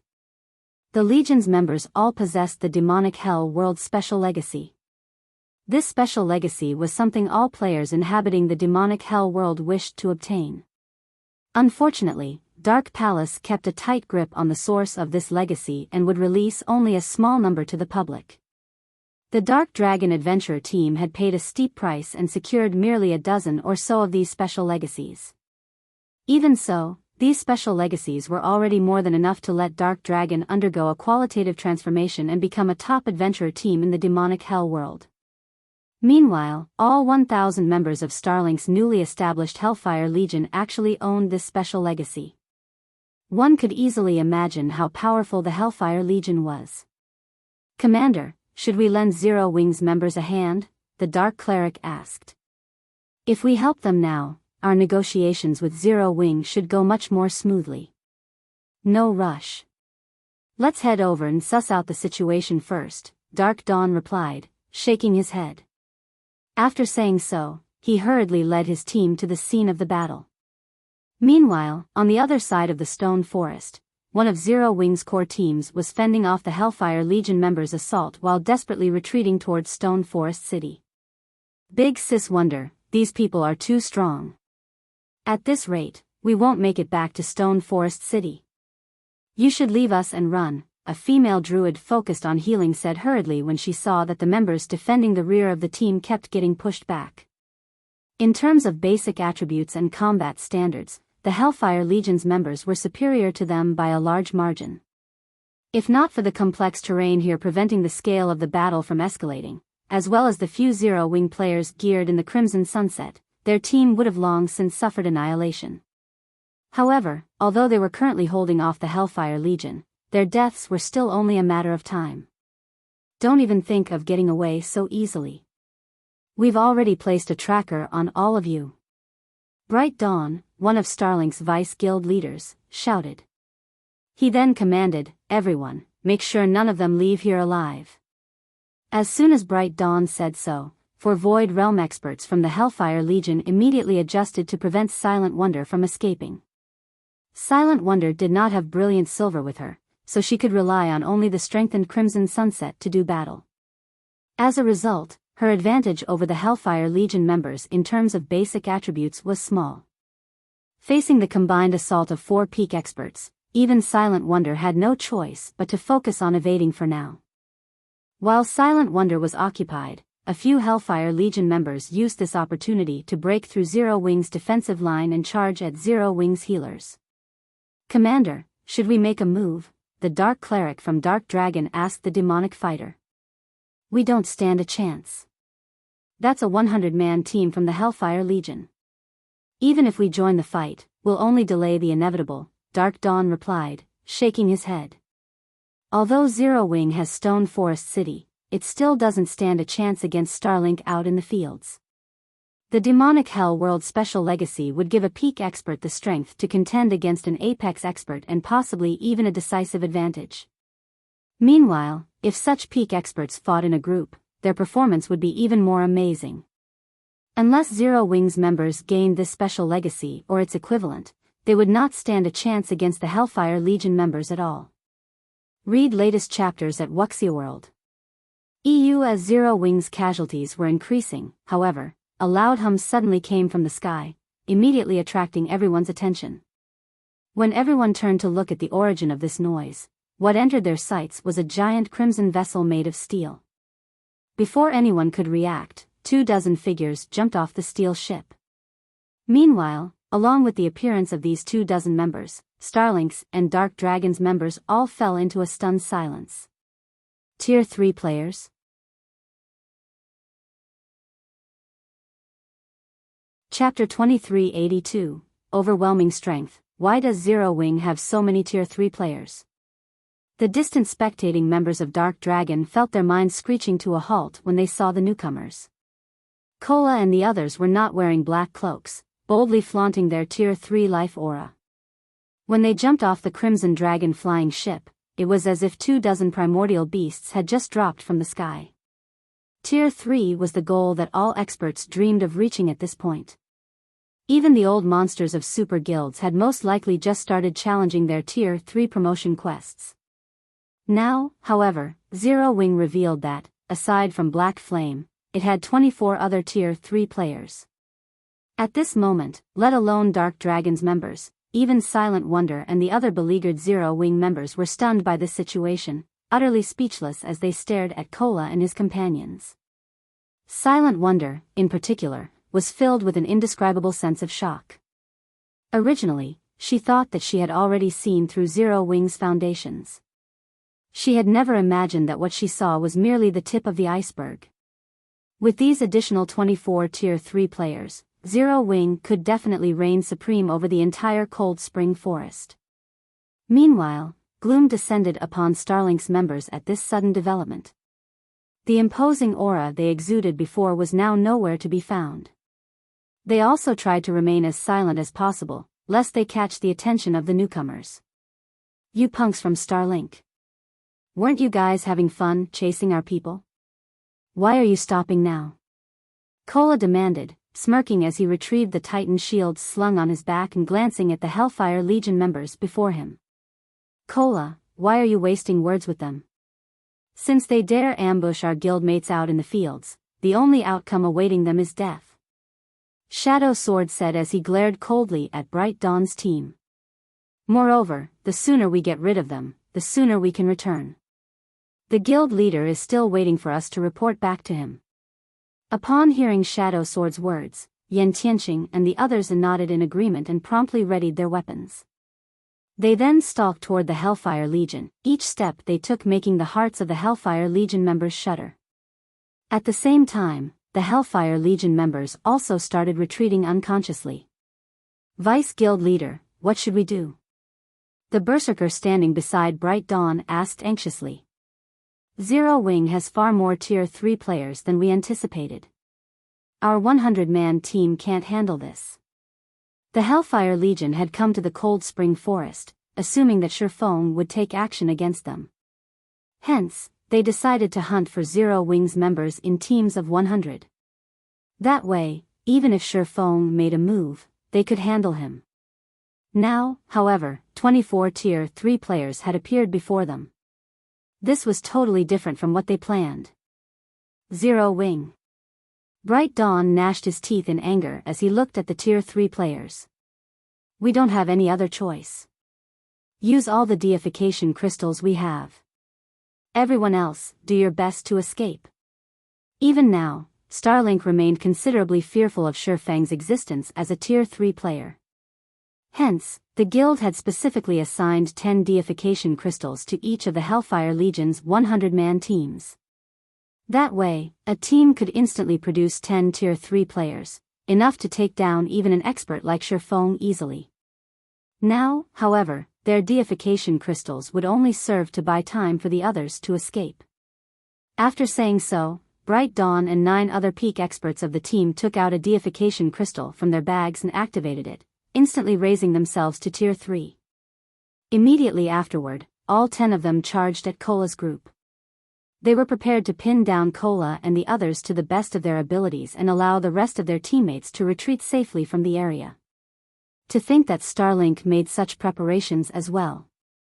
Although Zero Wing is powerful, Starlink is no pushover either. "It seems Zero Wing won't be able to just swat the Hellfire Legion," Dark Dawn said, his understanding of superpowers getting refreshed upon seeing Bright Dawn's team use 10 deification crystals. After Dark Dragon became a top adventurer team in the demonic hell world, Dark Dawn had believed that Dark Dragon was superior to the main continent's various superpowers in terms of peak combatants. Looking at this scene now, however, that was not the case at all. Even if Dark Dragon's members had the demonic hell world special legacy, the main continent's superpowers possessed powerful treasures like the deification crystal, which could forcibly promote a Tier 2 player into a Tier 3 player for a short period. "Come." Cola revealed an excited expression when he saw Bright Dawn and the others becoming Tier 3 players. He then raised his shield and charged forward all by himself, the confidence he exuded making it seem as if the 10 Tier 3 peak experts before him were no different from common monsters. Coming at us alone? Bright Dawn sneered at Cola's recklessness. If you want to die so badly, we'll grant your wish. Everyone, get rid of him first. Although they were at a numerical disadvantage in terms of Tier 3 experts, every one of them was a true peak expert. This was also the reason why Bright Dawn dared harbor the thought of distracting Cola and the others. Now, Cola was actually charging at their group all alone. Even if Cola was an MT, this was simply suicidal. After saying so, Bright Dawn swung the white-bone greatsword he wielded, the violent aura of death the greatsword released transforming into 3 ghosts that flew at Cola. Not only did every one of these ghosts carry 120% of Bright Dawn's strength, but these ghosts were also akin to doppelgangers. Bright Dawn could control them for 10 seconds. Tier 3 Undead Knight skill, Undying Rage. Aside from Bright Dawn, the 2 Tier 3 elementalists positioned behind him also finished casting their spells. Immediately, pillars of fire descended from the sky, and earth spikes shot up from the ground, these attacks perfectly coordinated with the 3 ghosts Bright Dawn summoned, thoroughly sealing off Cola's paths of escape. This scene dumbfounded both Dark Dragon's members and Silent Wonder's group. The power, rapid execution, and coordination the Hellfire Legion's Tier 3 players displayed were simply inhuman. Just when the fire pillars and earthen spikes were about to devour Cola, however, Cola released an angry bellow and executed a powerful stomp on the ground. The resulting shockwave shattered some of the approaching earth spikes. At the same time, he raised the Titan Guard and summoned 8 translucent energy shields around himself. Tier 3 skill, Heavenly Defense.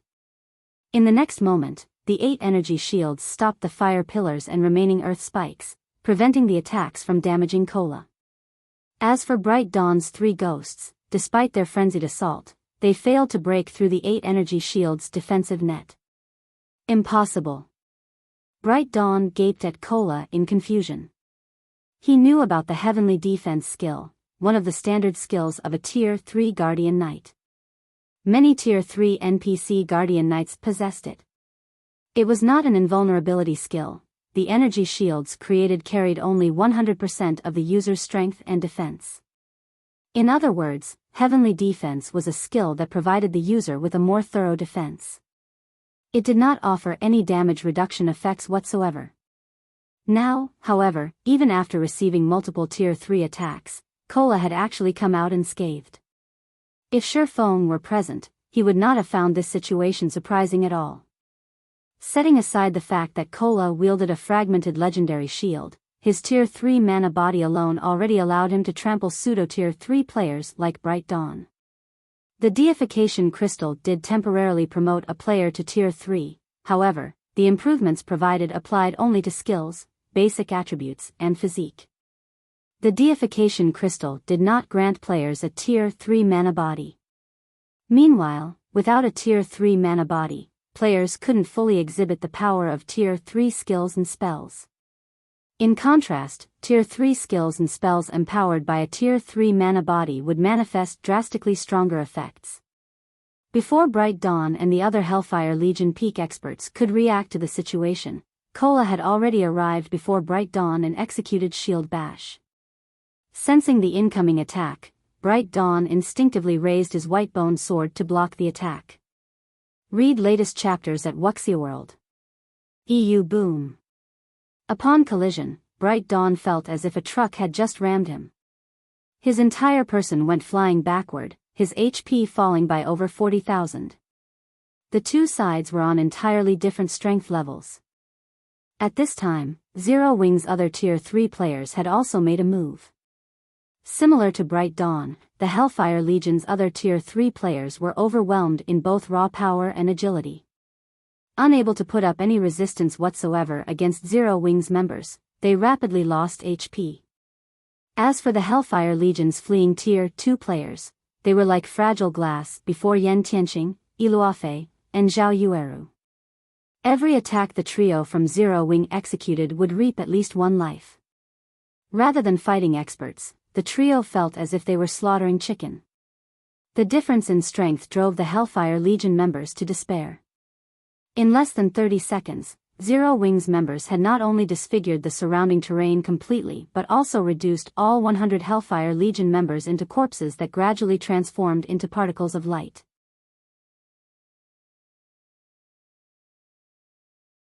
Chapter 2383, Shocking the Continent. Upon seeing the Hellfire Legion members dissipating corpses, the spectating members of the Dark Dragon Adventurer team fell into a daze. So, these are Tier 3 players? Dark Dawn's heart quaked after seeing Cola and the other Tier 3 experts' performance. It was no exaggeration to say that fights between Tier 2 players and Tier 3 players were on entirely different levels. Although Dark Dawn had understood that Tier 2 players couldn't win against Tier 3 players, he had never dreamed that the gap was this massive. Although every member of the Hellfire Legion possessed the demonic Hell World Special Legacy, none of the Hellfire Legion's Tier 2 players had lasted more than one hit against Zero Wings' Tier 3 players. The strength of Tier 3 classes completely exceeded Dark Dawn's expectations.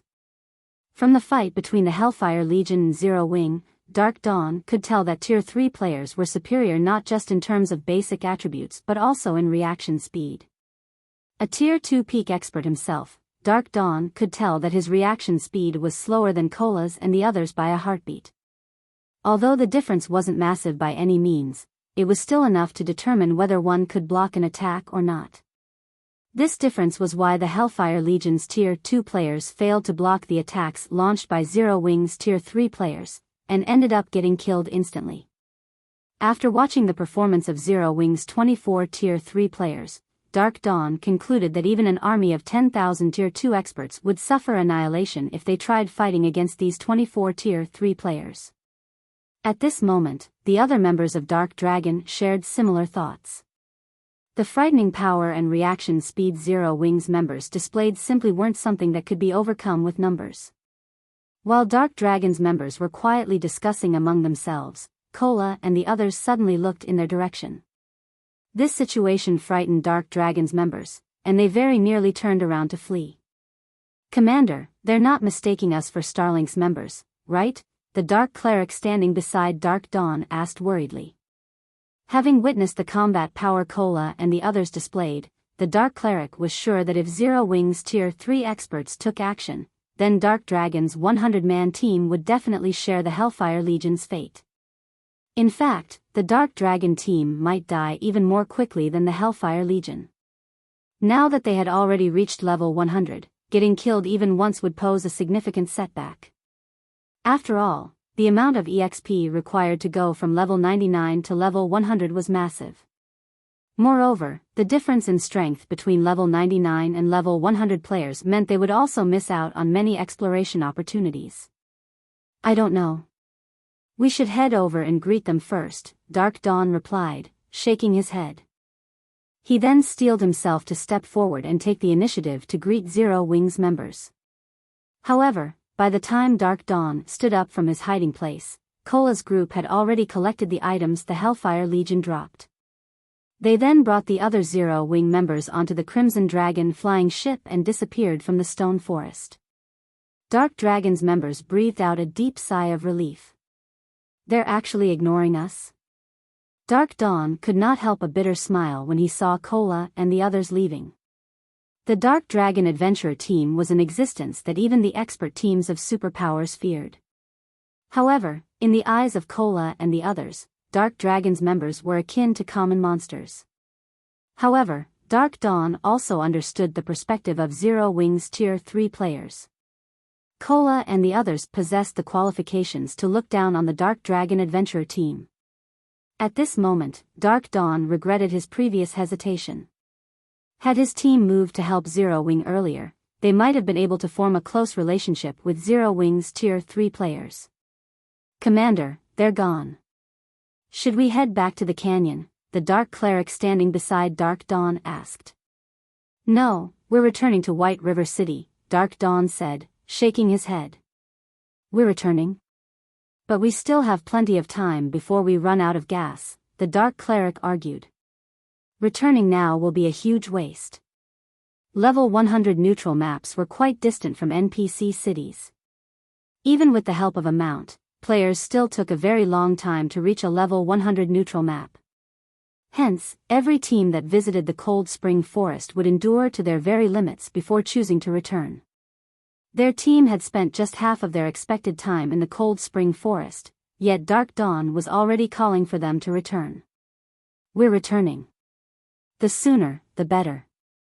It'll be best if we can join the Star Moon Adventurer Alliance before news regarding this matter gets exposed, Dark Dawn said seriously. Previously, Dark Dawn had still been hesitating over whether he should get Dark Dragon involved in the struggle between Zero Wing and Starlink. After all, the potential risks of siding with Zero Wing were greater than the potential gains. Now, however, he no longer cared about that. 24 Tier 3 players. With this many Tier 3 players, Zero Wing could rule over the Cold Spring Forest with an iron fist. The various superpowers would be crazy to pick a fight with Zero Wing here. Not to mention, Zero Wing also had Stone Forest City as its base. Once news of Zero Wing's Tier 3 players got out, adventurer teams and experts would definitely flock to the Star Moon Adventurer Alliance. Hence, Dark Dragon had to join the alliance before that happened and quickly accumulate CPs to raise its position in the alliance. After all, once the demand for the alliance's CPs increased, acquiring CPs would become more difficult. The Dark Cleric immediately understood what his commander meant. Following which, Dark Dragon's members hurried back to White River City. Meanwhile, shortly after the Dark Dragon adventurer team left the Cold Spring Forest, the shocking news that a 100-man team from Starlink's Hellfire Legion got annihilated reached the ears of the various superpowers. A 100-man team from the Hellfire Legion got annihilated? 24 Tier 3 players? How is this possible? Burning Owl, who was currently raiding a field boss, was astonished as he read the report his subordinate just sent him. Starlink's Hellfire Legion had shocked the various superpowers with its might. Even Burning Owl was not confident that his Heaven Piercer team could survive an encounter with the Hellfire Legion. After all, the demonic Hell World Special Legacy was no laughing matter. Now, however, a 100-man team from the Hellfire Legion actually got annihilated. Moreover, Zero Wing now had an additional 24 Tier 3 players. Burning Owl could understand how a monster like Shifeng had come into existence. After all, as the guild leader of Zero Wing, Shifeng could utilize all of his guild's resources to go on dangerous and rewarding adventures. Hence, his reaching level 100 and completing his Tier 3 promotion quest so quickly was still within the realm of probability. However, Burning Owl simply couldn't bring himself to believe that aside from Shifeng, Zero Wing also had 24 more Tier 3 players. After all, even Long Xianglong had just started challenging his Tier 3 promotion quest. Burning Owl himself felt unready to take on the challenge. Shortly after the various superpowers received this information, news of Zero Wing's 24 additional Tier 3 players spread quickly to the ears of the various major powers as well. Over 20 Tier 3 players? How did Zero Wing accomplish such a feat? Amazing. Too amazing. Zero Wing is actually patrolling the Cold Spring Forest using its flying ship, combined with those 24 Tier 3 players. Nobody will dare target Zero Wing in the Cold Spring Forest now. Aside from the various major powers members, quite a few independent experts also heard about Zero Wing's recent achievements and were stupefied by this situation. As for the top adventurer teams that were originally planning to attack Zero Wing's members, they gave up on the idea, especially after seeing the mobility of the Crimson Dragon flying ship. After this incident, the number of players seeking to join Zero Wing and the Star Moon Adventurer Alliance skyrocketed. Guild Leader. The commanders of many top and well-known adventurer teams have just contacted us. They're hoping that we can increase the variety of rare resources we're accepting so that they can earn more points and get promoted to the silver rank a little sooner. Some superpowers also want to form a partnership with us in exchange for letting their members enter Stone Forest City, Liang Jing announced excitedly after contacting Shifeng. Read latest chapters at Wuxia World.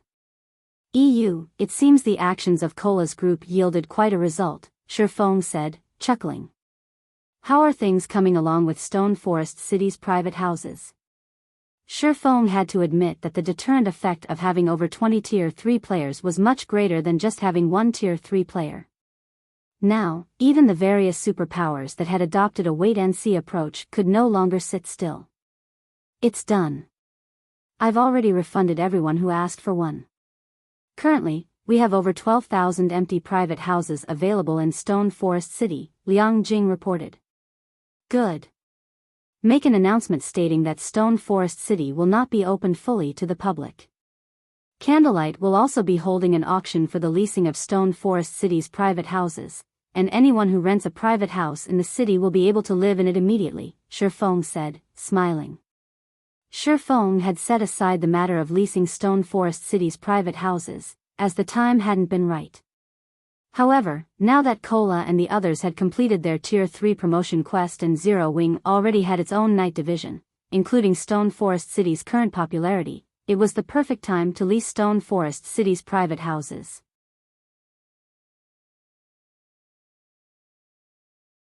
Chapter 2384, Accumulating Advantages. After receiving Shifeng's instructions, Liang Jing posted an announcement on the forums, stating that Zero Wing would be leasing Stone Forest City's private houses. The moment she published the post on Star Moon Kingdom's official forums, the kingdom erupted in an uproar. Everyone had already learned a little about Stone Forest City through the information Zero Wing's members had leaked. They all came to the conclusion that the city was a haven for leveling resources. Unfortunately, players had been forced to gaze at the city from afar, since it had only been open to Zero Wing's members and the Star Moon Adventure Alliance's silver members. However, now that Zero Wing had announced a way for non-members to gain access to the city, how could anyone ignore it? When they saw the private houses' leasing conditions, however, both the various major powers and the kingdom's independent players gasped. Stone Forest City's private houses were available for rent, but the Zero Wing was only leasing the houses on a weekly basis, not monthly, and the starting bid for the weekly rent was 30,000 credits. The price could easily rival the private house's monthly rent in the bottomless abyss. Zero Wing is too vicious. Although it's somewhat opening Stone Forest City to the public, only players who rent its private houses will be allowed in the city, But this is an opportunity for independent players like us. If we can win a private house in the upcoming auction, we'll have a much easier time leveling up and completing our Tier 3 promotion quests. Isn't the rent a little too expensive, though? Zero Wing's charging 30,000 credits per week. How can ordinary players possibly afford that rent? Everyone immersed themselves in heated discussions over Zero Wing's latest announcement, and many players considered the private houses' starting bid too demanding. None of the independent players that were interested in Stone Forest City's private houses could bring themselves to accept this price. In contrast, a large number of adventurer teams and guilds began to apply to join the Candlelight trading firm's leasing auction as the news spread. Candlelight's shops in White River City grew overcrowded as these adventurer teams and guilds representatives arrived. Are these people mad? We're talking about 30,000 credits per week. How much of an advantage could they possibly gain in 7 days? A level 40 female player new to God's domain was confused when she saw the frenzied crowd in the shop. She wondered if all of God's domain's players had gone crazy. You've only recently joined the game, so you might not realize how valuable Stone Forest City's private houses are. A player's leveling speed in a level 100 neutral map is at least 3 times that of grinding in a level 90 plus map. Moreover, level 100 equipment and resources drop in level 100 neutral maps. The various superpowers teams invest dozens of hours each day traveling to and from these maps just to grind, but if they had a private house in the area, they could teleport directly to the map, a level 94 Cursemancer informed the female player. Enviously, he continued, moreover, I've heard that you can accumulate the double EXP buff and slightly accelerate your recovery speed while resting inside Stone Forest City's private houses. All of these benefits can boost your leveling speed. If he had had enough money, he would have applied to join the auction as well. He wouldn't have wasted his time slowly earning CPs in the Star Moon Adventurer Alliance, trying to become a silver member. Meanwhile, inside one of White River City's restaurants. Elder, Zero Wing has over 20 Tier 3 players now. Even Starlink will be helpless against the guild in the Cold Spring Forest now, a handsome man in pitch-black armor reported to Evil Qilin. Anxiously, he asked, what should we do about the Vice Guild leader's command? Zero Wing's foundations had surprised them. With Tier 3 players' survivability in level 100 neutral maps, not even 10 Hellfire Legions could affect Zero Wing's development, much less the current 1,000-man Hellfire Legion. We've underestimated the guild. Zero Wing is certainly impressive to nurture so many Tier 3 players so soon. For now, we should settle for renting private houses in Stone Forest City, Evil Qilin said, frowning as he read the latest report. Demon Palace only had around 24 members that were preparing for their Tier 3 promotion quest, yet Zero Wing already had that many Tier 3 players. Even if we win some, I'm afraid that it won't be enough, the handsome youth worried. Demon Palace ruled over the demonic hell world and had a massive number of experts under its command. Even if they rented all of Stone Forest City's private houses, they wouldn't satisfy the guild's demand.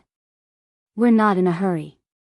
Very few guild members are capable of challenging their Tier 3 promotion quests right now. A few hundred private houses should be enough, Evil Qilin said, chuckling. However, this decision will haunt Zero Wing. Since the guild has opted out of opening Stone Forest City to the public, it won't last long once the various superpowers members complete their Tier 3 promotion quests. I can't wait to see whether or not Zero Wing can hold on to Stone Forest City. Evil Qilin only expected Zero Wing to rule over the Cold Spring Forest for a short time. How many experts could the guild possibly have that could reach Tier 3 so soon compared to the various superpowers? It would only be a matter of time before Zero Wing was left behind. While the various powers discussed Zero Wing, Shifeng teleported to one of the 10 Saints Empire's border towns with Kola and his team. They then boarded the Crimson Dragon flying ship and flew to the Demonic Wolf Mountains, another level 100 neutral map. The Demon Wolf Mountain Range was a forbidden land south of the 10 Saints Empire, and there were rumors that a ferocious beast, the Dark Battle Wolf, lived there. Even the 10 Saints Empire, one of God's domain's 4 great empires, was afraid of provoking the beast.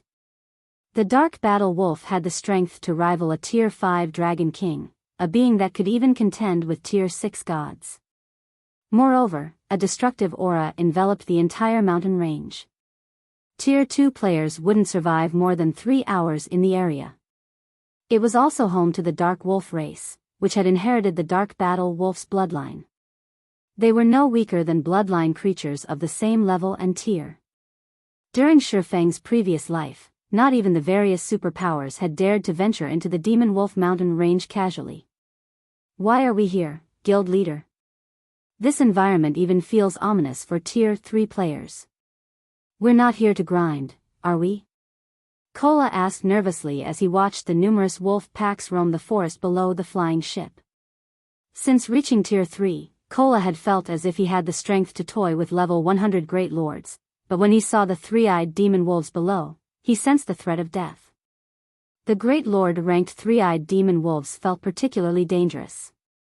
Yan Tianxing and the others felt the same and were just as uncomfortable. We're not here to level. These monsters are cheapskates. They give very little EXP and loot. Moreover, those wolves generally move in packs of 500 or more. Even a 100-man, Tier 3 expert team would be dog food here, not to mention our team, Shifeng said, shaking his head. Then, why are we here? Yan Tianxing repeated the question.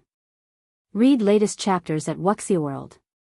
EU. Now that Zero Wing had so many Tier 3 experts, they could raid level 100 team dungeons, yet Shifeng had brought them to this godforsaken place. We're going to open a portal to the Western continent. Shifeng answered, chuckling. If the various superpowers had so many Tier 3 experts under their command right now, they'd definitely start raiding level 100 team dungeons or powerful field bosses. It was the easiest way to gain more level 100 weapons and equipment, which would enable more of the guild's members to challenge their Tier 3 promotion quests, after all. However, Shifeng thought that method was too slow for Zero Wing. His guild didn't have as many experts as the various superpowers, and if he wanted Zero Wing to grow quickly, he had to expend an abundance of resources. The fastest way to acquire these resources was through trade between the two continents. Shi Feng hadn't had the ability to travel to the western continent before, but now that Kola and his team had reached Tier 3, Zero Wing had a chance of opening the portal to the other continent. Naturally, Shi Feng would take advantage of this opportunity.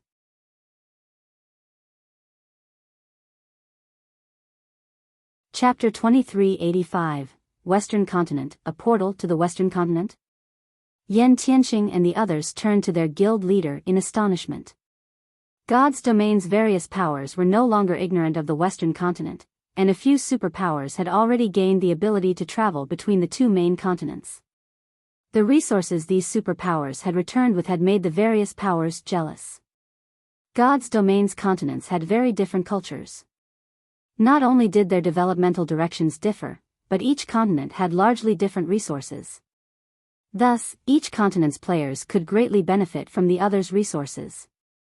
Based on what Yan Tianxing and his comrades knew, players on the Western continent had very different daily expenditures than those on the Eastern continent. The Eastern continent's players mainly relied on coins as a currency due to the continent's focus on combat techniques. Naturally, relying on combat techniques in battle placed a huge burden on weapons and equipment, and as a result, players spent a lot of their money on repair fees. On the Western continent, players relied on magic crystals more than coins. The Western continent's players focused more on basic attributes and mana use. Thus, they needed magic crystals to strengthen themselves and their weapons and equipment. Of course, magic crystals were a rare and precious commodity on both continents, but due to the Western continent's developmental direction, magic crystals were worth far more there. In contrast, the materials to produce weapons and equipment were much cheaper than on the Eastern continent. If Zero Wing were able to travel between the two continents, it would become a true superpower in no time. That's right. I discovered a hidden clue about a magic gate here, one that's been passed down since ancient times. As long as we activate the magic gate, we'll be able to travel between the continents, Shi Feng said, making up a random excuse to avoid suspicion. The various superpowers were desperately searching for ways to travel between the continents, but very few had succeeded. It'd be strange if he discovered a portal by chance. Is the portal stable, guild leader? Yi Luofei eagerly asked.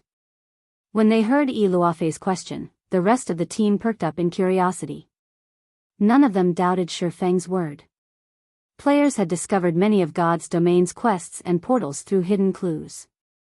There was nothing strange about one of these clues leading to a portal connected to the two main continents. Rather, everyone was more curious about whether or not the portal was safe.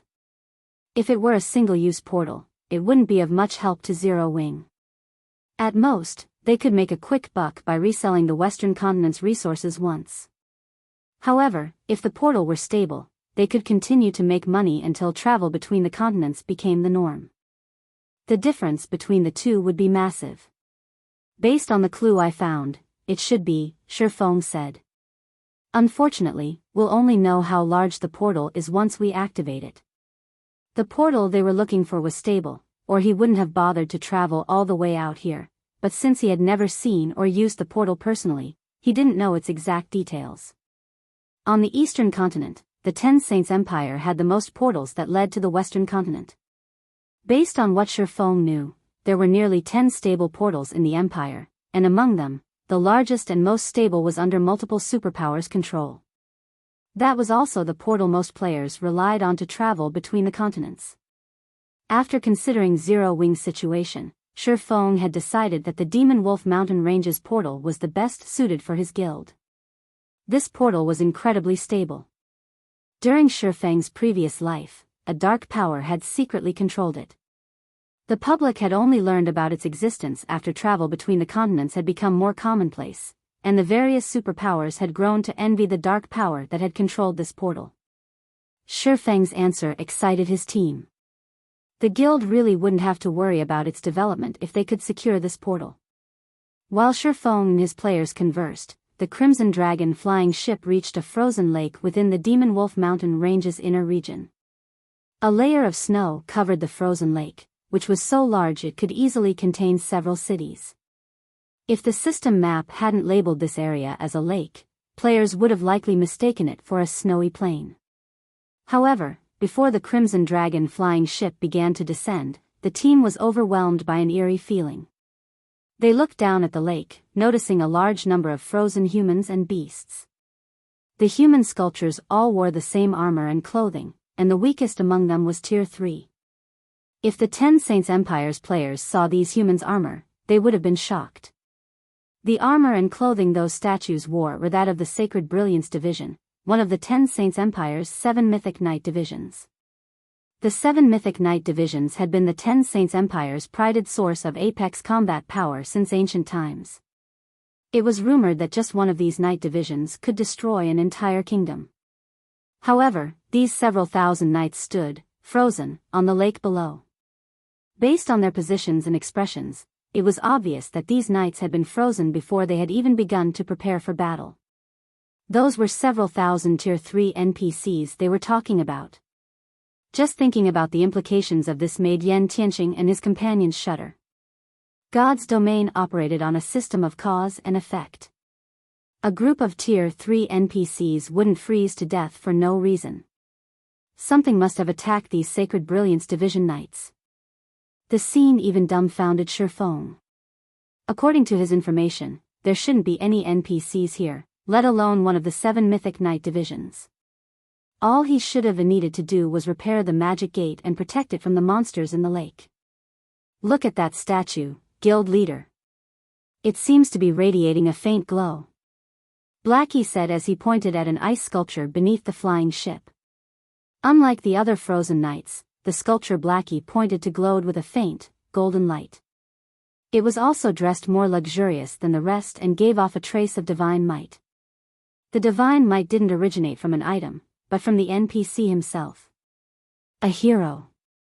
Shifeng was surprised to see the frozen NPC in question. Heroes were apex beings among the human race, and although everyone knew they existed, meeting a living hero was an extraordinarily rare encounter. Most heroes had died ages ago and only retained a fraction of their original strength. And yet, Shifeng could tell that the frozen hero below him was still alive. Read latest chapters at Wuxia World. EU Guild Leader, should we check them out? Blackie asked. Let's go take a look, Shifeng agreed after considering the situation. They didn't really have a choice.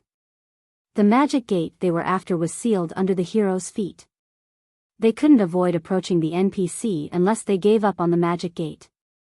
Shortly after the Crimson Dragon flying ship landed on the lake, a deep, powerful voice addressed the team. Adventurers, might I trouble you to remove this seal? Shifeng, the team leader, then received a system notification.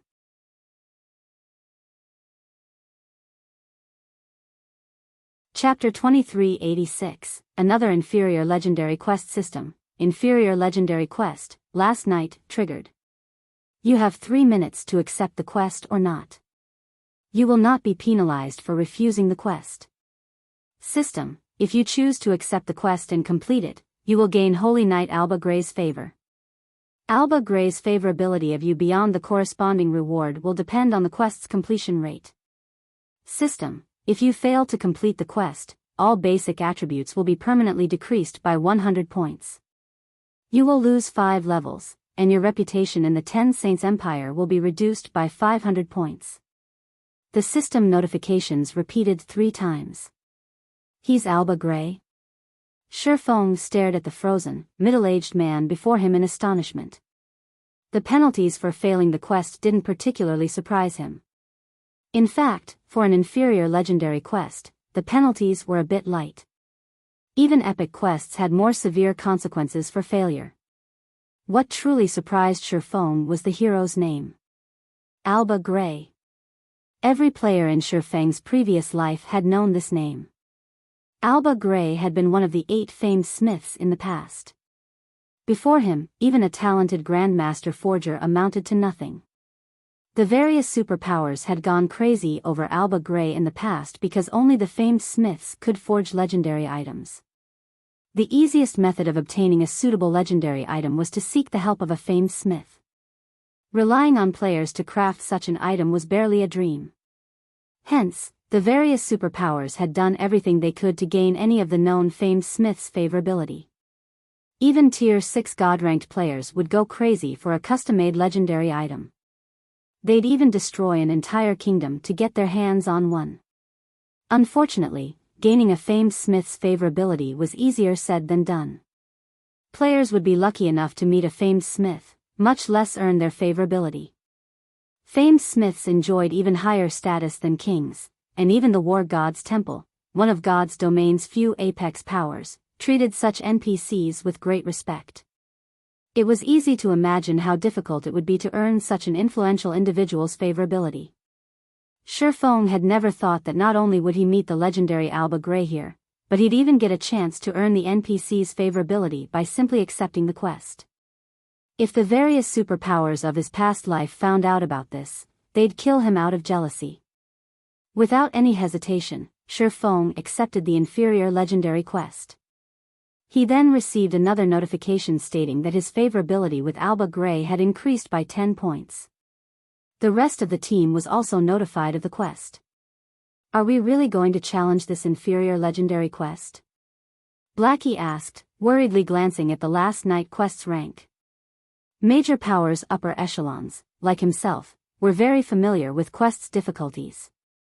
He was beyond feeling fortunate just because he accepted a high-rank quest.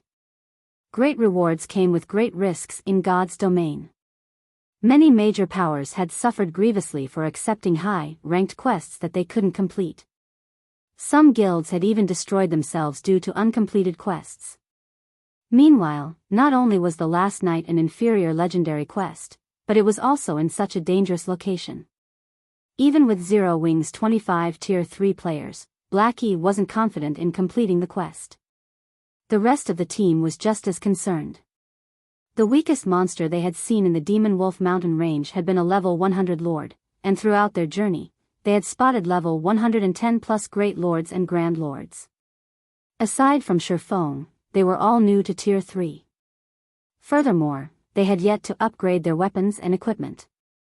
Just standing in the Demon Wolf Mountain range was incredibly risky for them, let alone trying to complete an inferior legendary quest. The quest rewards are incredible. Not accepting it would be a waste, Shifeng said, chuckling. He didn't bother to explain his decision, however. We've already reached Tier 3. Even if we fail and lose 5 levels, we can earn them back quickly. Enough worrying. Let's get going. The 10 favorability points they had just gained were far more valuable than the basic attributes and levels they risked losing. Countless superpowers would willingly make such a trade. There were many methods to increasing basic attributes, and gaining levels was even easier. Furthermore, if they completed this quest, they'd gain even more favorability with Alba Grey. Regardless of the outcome, accepting this quest would only benefit players. Only a fool would reject it. Shifeng then approached Alba Grey, and after a moment of thought, the rest of the team saw their guild leader's reasoning. Now that they had reached Tier 3, their leveling speed was far faster than Tier 2 players. Even if they lost 5 levels, they could recover and maintain their advantage over others relatively easily. Lord Hero, may I know what we need to do to remove your seal? Shifeng asked Alba Grey. Unfortunately, my night division came across the jealous witch at a bad time, and she cursed us, adventurers. Since my comrades lacked the protection and blessings of the gods, they died when they were frozen. Although I am protected by the gods, I cannot fully stop the curse from eroding my body. I ask that you collect some of the mana the jealous witch left behind in this land. I will also need you to stop the ice elf, Ulunium, whom the jealous witch left to oversee my demise. That will buy me enough time to break free from the curse, Alba Grey mentally relayed. System: Inferior Legendary Quest, last night. Quest content: collect 1000 strands of mana the jealous witch left behind in this land to remove Alba Grey's curse. Before removing Alba Grey's curse, you must do all you can to stop the ice elf, Ulunium. You have 10 days to complete the quest. The less time you spend completing the quest, the higher the quest's completion rate will be. Shifeng's teammate gasped when they saw the quest's contents. Crap. This quest is fraudulent. Blackie's face twitched as he read the quest details. Collect 1,000 strands of mana in 10 days? How are we supposed to do that? They were all familiar with the concept of collecting mana for a quest. Normally, players could complete the task by killing Great Lord rank or higher monsters in a specified location. Although killing level 100 Great Lords might be easy with their strength, collecting 1,000 mana strands within 10 days was a joke. Level 100 Great Lords had incredibly high HP. Even their team would need at least 15 minutes to kill one. Although God's Domain's days consisted of 48 hours, they'd have to grind non-stop for 5 days to complete this quest. To make matters worse, Great Lords only had a chance of dropping the required mana. To put it simply, this quest was the system's way of toying with them. It's no wonder why only a few superpowers had earned enough of the famed Smith's favorability to commission an item. Sherfong couldn't help his bitter smile after listening to Alba Gray's request. Not even a 100-man, Tier 3 team could complete this quest, especially since players had just recently reached level 100. Guild leader, we should call in all of the guild's experts, Yan Tianqing suggested. That's not a viable option, I'm afraid, Sherfong said, shaking his head. More help would increase their chances of success, but the Ten Saints Empire was quite far from Starmoon Kingdom. The teleportation fees alone would be a huge burden on the guild, and players would need a long time to travel from the Ten Saints Empire to the Demon Wolf Mountain Range. Most importantly, ordinary Tier 2 experts would have no hope of surviving in this forbidden land. But at this rate, we won't be able to complete the quest, Yan Tianqing insisted. He had considered the same issues with his suggestion, but their team of 25 simply couldn't slay enough Great Lords within the time limit. Read latest chapters at Wuxia World. We're not completely out of options, Sherfong said after giving the matter some thought. Blackie, contact Melancholic and tell her to gather all of the secret silver guards I asked her to find in White River City's Candlelight trading firm. I'll head over right away. While I'm gone, I want the rest of you to collect as many mana strands as possible. He had already instructed Melancholic Smile to locate high-growth potential secret silver guards for him. He had even shared all of the clues he knew of with her. He had intended to use soul strengthening to upgrade these secret silver guards to fine gold rank and use them to boost Zero Wing's combat power. While secret silver guards could fend off peak experts, they'd be no match for apex experts. The same couldn't be said of fine gold guards, however, especially a full team of them.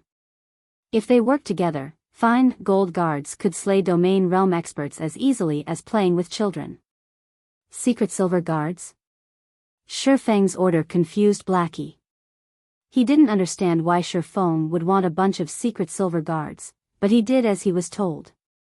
Sherfeng then boarded the Crimson Dragon flying ship and left the Demon Wolf Mountain Range, which prevented any form of teleportation, in a hurry. Once he was free of the Forbidden Land, he used a return scroll and teleported to White River City's Candlelight trading firm.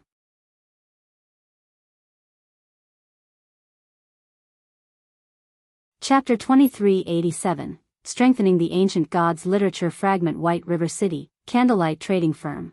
Compared to the surrounding player-owned shops and NPC shops, the Candlelight trading firm's 21-story shop loomed a giant overseeing the city's business district.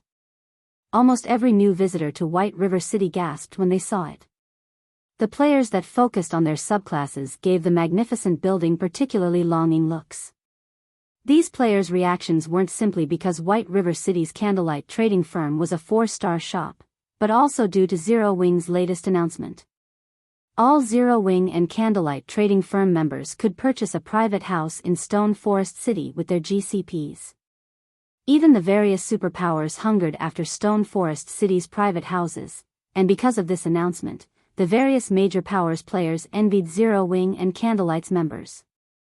Even a fool would recognize the immeasurable future ahead for Stone Forest City. Although a level 100 neutral map was very dangerous, there was no doubt that it was an excellent leveling spot for current players. Furthermore, nowhere within God's domain's many kingdoms and empires could match the city's scenery. With one of the city's private houses, one would have bragging rights for life. Unfortunately, securing a permanent private house in Stone Forest City was easier said than done. Zero Wing had no intentions of selling its private houses to outsiders, only lease them. Once the lease ended, players would have to bid for the house in another auction. And yet, as a member of Zero Wing or Candlelight, one could own their own house in the city. Why wouldn't outsiders be jealous? As Shifeng made his way toward the Candlelight trading firm, his guild emblem, that of Zero Wing's core members, attracted many envious looks, even though he hid his appearance and identity with a black cloak. He's actually a Zero Wing core member? It'd be great if I could get to know him, a level 96 female elementalist said, her eyes glowing brightly as she watched Shifeng pass by. Nowadays, Zero Wing shone like the midday sun in Star Moon Kingdom and its several neighboring kingdoms. Even other kingdoms' major powers had to show respect for the guild. In addition, countless adventurer teams sought to befriend Zero Wing's core members in hopes of gaining some advantage in the Cold Spring Forest. Isn't he just a core member? What's so great about that? A level 97 male shield warrior said in jealousy. If I were willing to deal with the restrictions, I could join Zero Wing and become a core member, too. Even for you, that'd be a challenge, the female elementalist said, shaking her head at the disgruntled shield warrior. I've heard that since Zero Wing has so many members now, they've raised the requirement for elite members to the middle stage of the Trial Tower's 5th floor. If you wanted to become a core member, you'd have to reach the 6th floor's middle stage at the very least. At this stage of the game, players only needed to reach the late stage of the Trial Tower's 5th floor to be considered an expert. There was a huge difference between the 5th and 6th floors.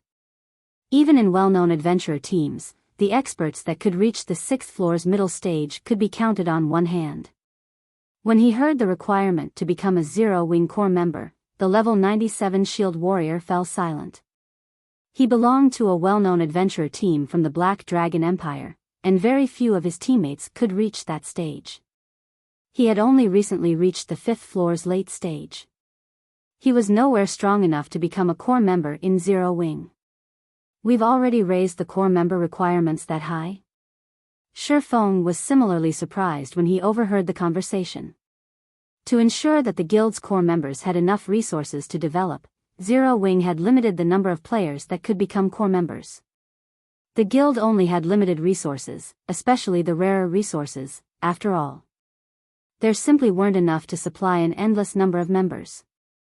Of course, exceptions could be made for the players that met the guild's high standards.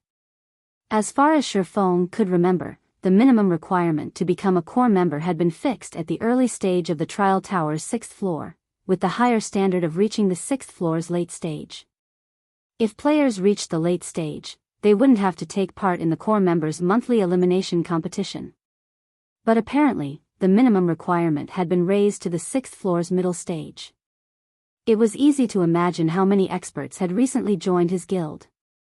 Shifeng had to admit that using Stone Forest City to promote Zero Wing had been amazingly effective. Moreover, as time passed, the core membership minimum requirements would become more demanding, and the guild would acquire even more experts. Although Shifeng was pleased with his guild's development, he felt a little pressured. More experts meant greater demand for resources. If the guild failed to meet these experts' needs, it would only be a matter of time before they left the guild as other powers established towns and cities in level 100 neutral maps. Whether or not Zero Wing grew into a superpower would depend on the guild's income of coins and resources. Considering this issue, Shifeng hurried toward the Candlelight trading firm. Melancholic Smile had already gathered the secret silver guard she had gone to great lengths to find in one of the top-floor basic meditation rooms.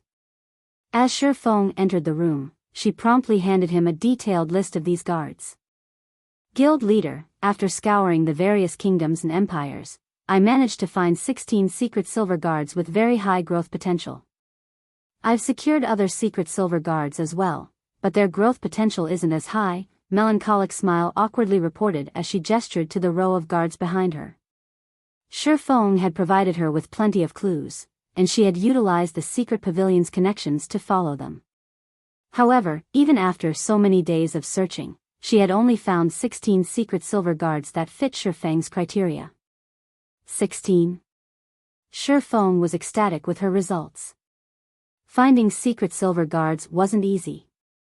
They all had a considerably high chance of reaching Tier 4, after all. Even after 10 years in God's domain, not even first-rate guilds had been able to afford to take a Tier 4 combatant lightly. Tier 5 and Tier 6 experts were far too rare. As for second- and third-rate guilds, they had been wise to fear Tier 4 combatants. Melancholic Smile simply didn't realize how amazing her accomplishment was. Shi Feng instructed Melancholic Smile to continue her hunt for secret silver guards with high growth potential and materials for the Crimson Dragon flying ships. Meanwhile, he snuck the 16 secret silver guards to the shop's second basement floor, where the shop's private warehouse was located. Only the shop's owner had access to this area. At epic rank, the Ancient Gods literature fragment could only strengthen 1 soul per day, but he only had 10 days to complete his inferior legendary quest. At most, he had time to strengthen 9 secret silver guards. He'd never complete his quest with so few fine gold guards. Hence, Shi Feng intended to use the Holy Grail to upgrade the Ancient Gods literature fragment. Since the Ancient Gods literature fragment was bound to his soul, which prevented him from trading it or storing it in a warehouse, he had been afraid of upgrading it. It could also drop if he died. If he lost the literature fragment after upgrading it, he would mourn the loss. However, now that he had risen to Tier 3, he was strong enough to protect himself. Now, the chances of someone killing him were extremely low. The Ancient Gods literature fragment's abilities were frightening, and if he could evolve it, it had become an unimaginable benefit to Zero Wing. After carefully retrieving the Holy Grail from its shelf, Shi Feng used it to scan the Ancient Gods literature fragment. A short moment later, a system notification informed Shi Feng of the life force required to evolve the literature fragment. He would have to permanently sacrifice 50,000 HP. Read latest chapters at Wuxia World. You so much? The number took Shi Feng by surprise.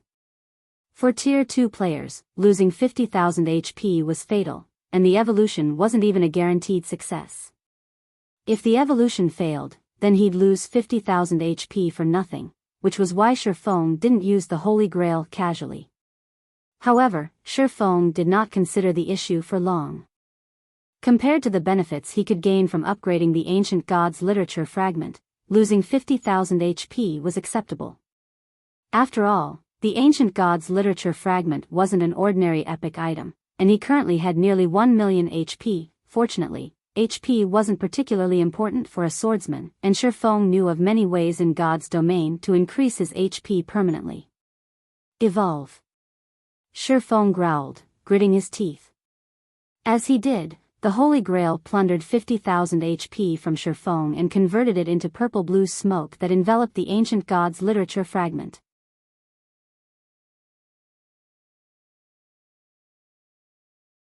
Chapter 2388, Evolution Effects Suspended in Mid-Air. The Ancient Gods literature fragment radiated a golden light as it hungrily devoured the purple-blue smoke. As the literature fragment absorbed more of the smoke, the engraved divine runes sharpened. The surrounding mana began to flow toward the literature fragment, as well. After 10 seconds of this, the divine runes on the Ancient Gods literature fragment had completed, fully repaired, and it radiated far stronger divine might than before. What a powerful aura! Shi Feng began to grow excited as he sensed the literature fragment's divine might. The strength of the divine might meant the literature fragment had been upgraded, and the process was a success. Eagerly, Shi Feng clicked to inspect the Ancient Gods literature fragment. Ancient Gods literature fragment, page V, epic rank item, an ancient parchment that has undergone the baptism of time. The divine runes have been fully restored by the Holy Grail and contain unbelievable power. Summon heroic spirit. Sacrifice a portion of the user's soul to summon 18 ancient heroic warriors to do battle. The summoned heroic warriors will be 1 tier higher than the user up to Tier 3. Duration, 12 hours cooldown, 3 natural days. A weakened soul cannot conduct the summoning. Skill 2, Soul Absorption. Absorbs the souls of half-dead creatures for a high chance to generate a drop of soul essence. Cooldown, 3 hours, stronger targeted creatures increase the chances of generating soul essence. Skill 3, Soul Strengthening. Consumes soul essence to strengthen a creature's soul. Cooldown, 3 hours, stronger targeted creatures require more soul essence for soul strengthening. Skill 4, Divine Resonance. Automatically detects any ancient god's literature fragments within a 1,000-yard radius. This item is bound to the owner's soul and cannot be traded or stored in a warehouse. This fragment also has a chance of dropping on death. Drops on death if in a weakened soul state. Why is it still epic rank? Shifeng was confused when he saw the ancient god's literature fragment statistics. In terms of abilities, the upgraded ancient god's literature fragment was stronger than some of the fragmented legendary items Shifeng had seen. In fact, if the various superpowers found out about the literature fragment's current abilities, they'd likely offer to trade several fragmented legendary items for it. Yet, despite such abilities, the ancient god's literature fragment was still an epic item. It was unbelievable. Sure enough, I'll need to collect more fragments if I want to upgrade its rank, Shifeng concluded. The ancient god's literature was a divine tome, which numerous ancient gods had written. It had the power to decimate the heavens and earth. Trying to upgrade a single fragment to fragmented legendary rank was simply unrealistic. However, Shifeng was satisfied with the results. With the minor strengthening, the literature fragment's summon heroic spirit skill had massively improved. The skill was enough to make him a one-man army. Furthermore, soul absorption and soul strengthening's cooldowns had shortened significantly. Every one of the changes had exceeded Shifeng's expectations. Most importantly, his ancient god's literature fragment now had the ability to locate other fragments within range. This effect would make it much easier to compile the fragments. If he could complete the tome, the ancient god's literature would benefit the guild far more than 4 or 5 more fragmented legendary items. Following which, Shifeng stored the Holy Grail and turned to face the secret silver guards behind him. These secret silver guards weren't like monsters like Anna and Kite. Each only needed 3 drops of soul essence for their first soul strengthening. Fortunately, Shifeng had collected over 100 drops, so he could strengthen all 16 secret silver guards at least once. With 16 fine gold guards and Anna and Kite's strength, he could move through the Demon Wolf mountain range unhindered. Shifeng wasted no time as he began to chant the soul strengthening's incantation and target the elementalist before him.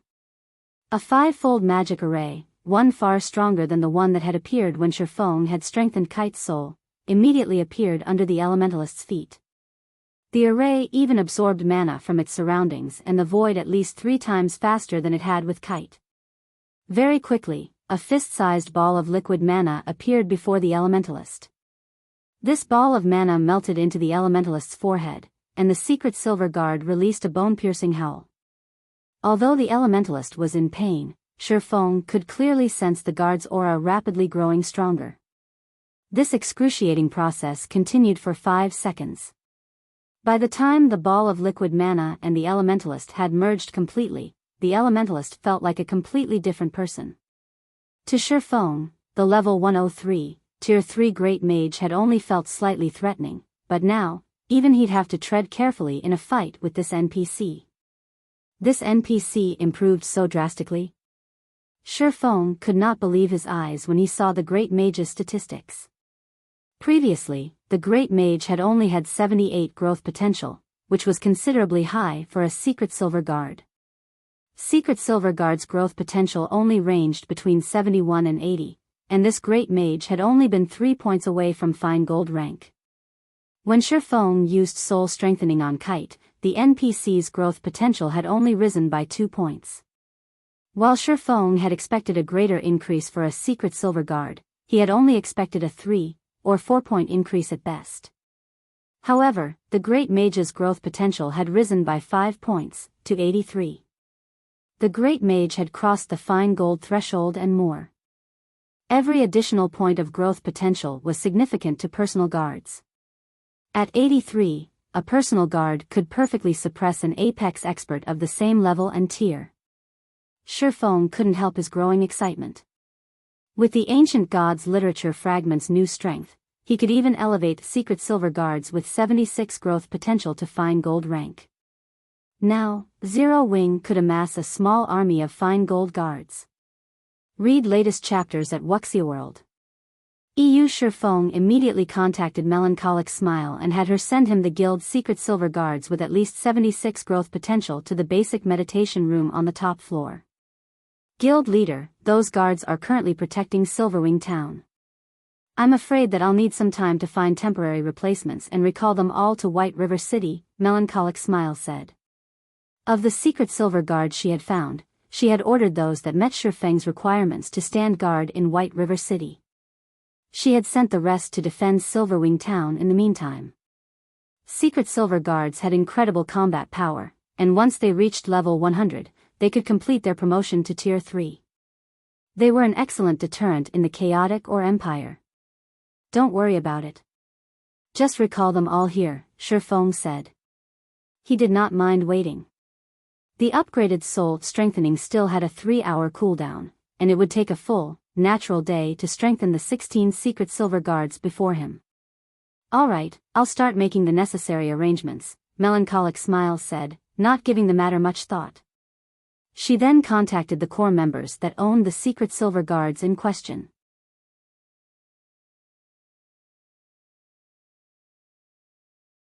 Chapter 2389, Fine Gold Team. While Shifeng waited quietly for Silverwing Town's secret silver guards to arrive in the top floor basic meditation room, Liang Jing contacted him. Guild leader, we've got trouble in the Dark Knight Empire. Liang Jing exclaimed. The Dark Knight Empire? What's happened? Shifeng asked when he saw Liang Jing's anxious expression. Although Zero Wing hadn't been developing in the Dark Knight Empire for long, it had received help from Unyielding Soul. Because of that, both Zero Wing's strength and the Candlelight trading firm's business had been progressing relatively smoothly, and thanks to Stone Forest City, more of the Empire's experts sought to join Zero Wing.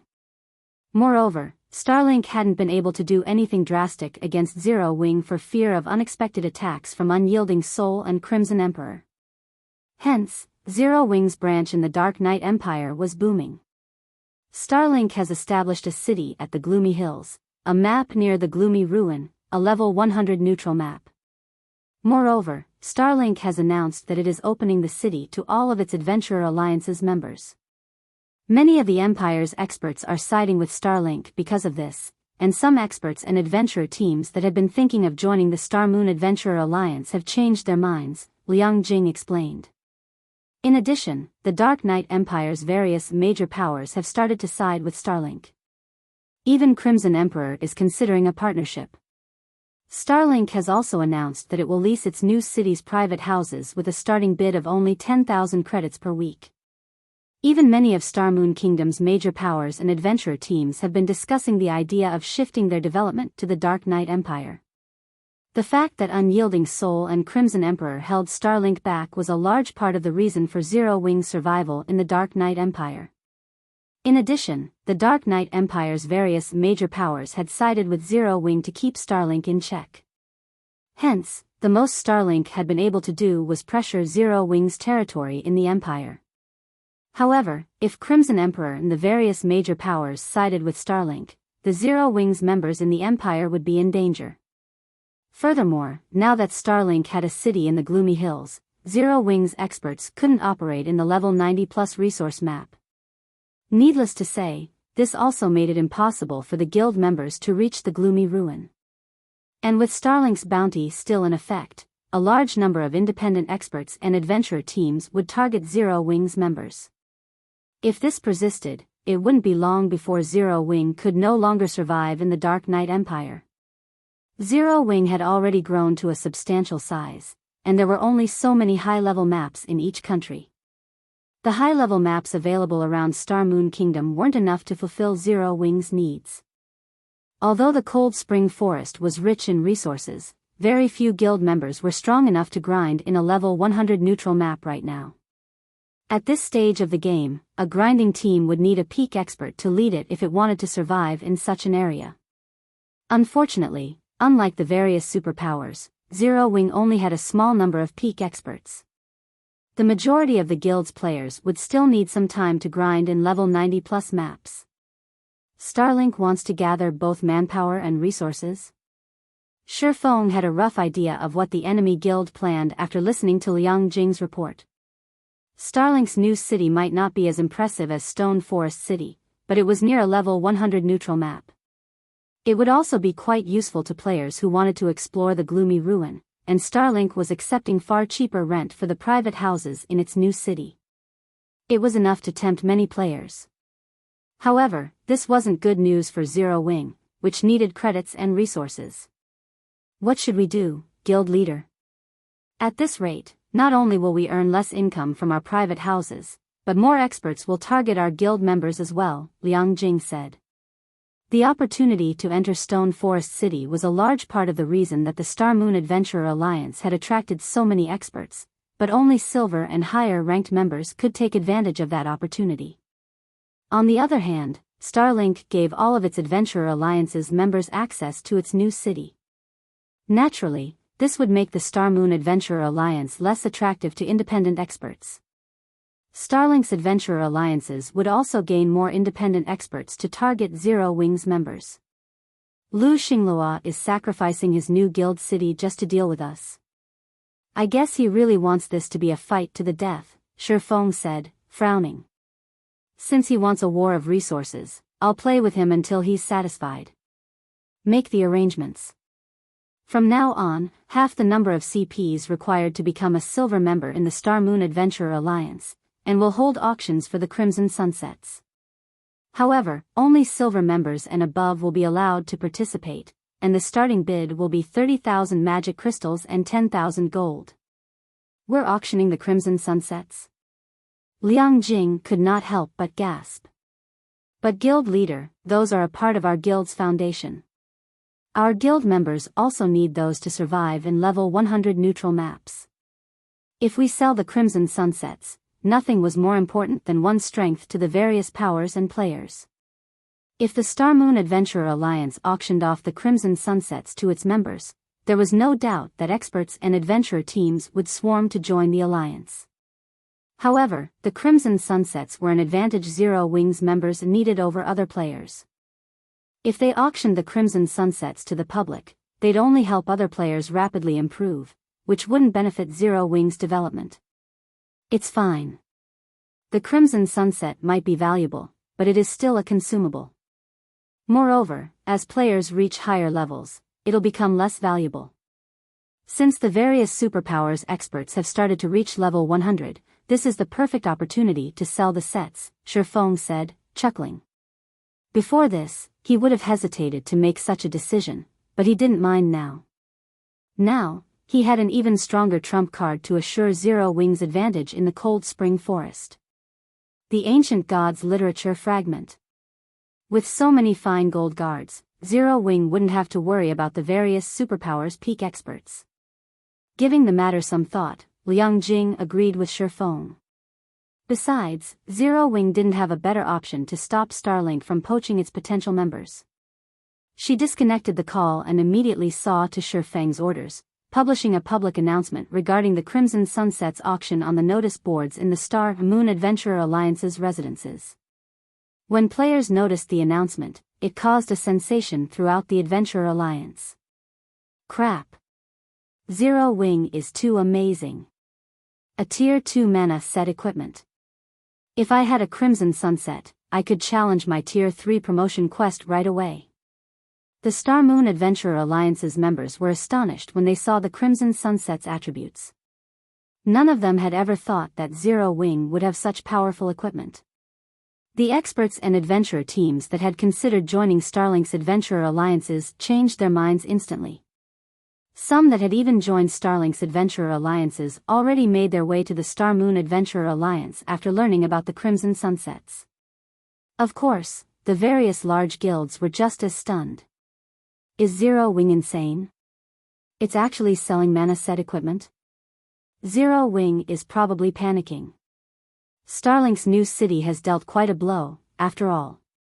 These large guilds all thought Zero Wing was foolish to sell the Crimson Sunsets.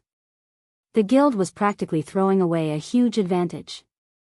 Selling the Crimson Sunset might alleviate Zero Wing's current problems, but it wouldn't benefit the guild in the long run. Moreover, once the Crimson Sunsets were no longer useful, the various adventurer teams and independent experts would return to Starlink's side. While everyone discussed the mana set equipment, Shifeng visited his special forging room to produce more of them while he waited for the Soul Strengthening's cooldown to end. Before long, all 12 secret silver guards with 76 growth potential arrived in White River City's Candlelight trading firm. Including the 16 secret silver guards he already had, Zero Wing would have 28 more fine gold guards in its ranks once he finished strengthening them all. Even 28 secret silver guards would be more than enough combat power for a guild to rule a level 100 neutral map with an iron fist, not to mention 28 fine gold guards. After nearly 2 days, Shifeng had finally strengthened all of the 28 secret silver guards. The smallest improvement had still been a 5-point growth potential increase, while the largest had been a 7-point increase, rising from 79 to 86 growth potential. Even among fine gold guards, 86 growth potential was incredibly rare. Read latest chapters at Wuxia World. EU 28 fine gold personal guards. If the various superpowers of my past knew about this, they'd go mad. Shifeng sighed ruefully as he gazed at the 2 rows of personal guards before him. If he had had so many fine gold guards under his command during his previous life, he wouldn't have even been afraid of standing up to superpowers, let alone first-rate guilds. Fine gold guards were exceptionally rare in God's domain, and every one of them had the potential to reach Tier 5. If they were provided enough resources, fine gold guards could have up to a 40% chance of completing their promotion to Tier 5. Even among the various superpowers, Tier 5 combatants were apex beings. Every one of them was a priceless treasure. Of course, Tier 5 NPCs were even stronger than Tier 5 players. To suppress a single Tier 5 NPC, one would need several players of the same tier. And now, he had 28 fine gold guards standing before him, waiting for his commands.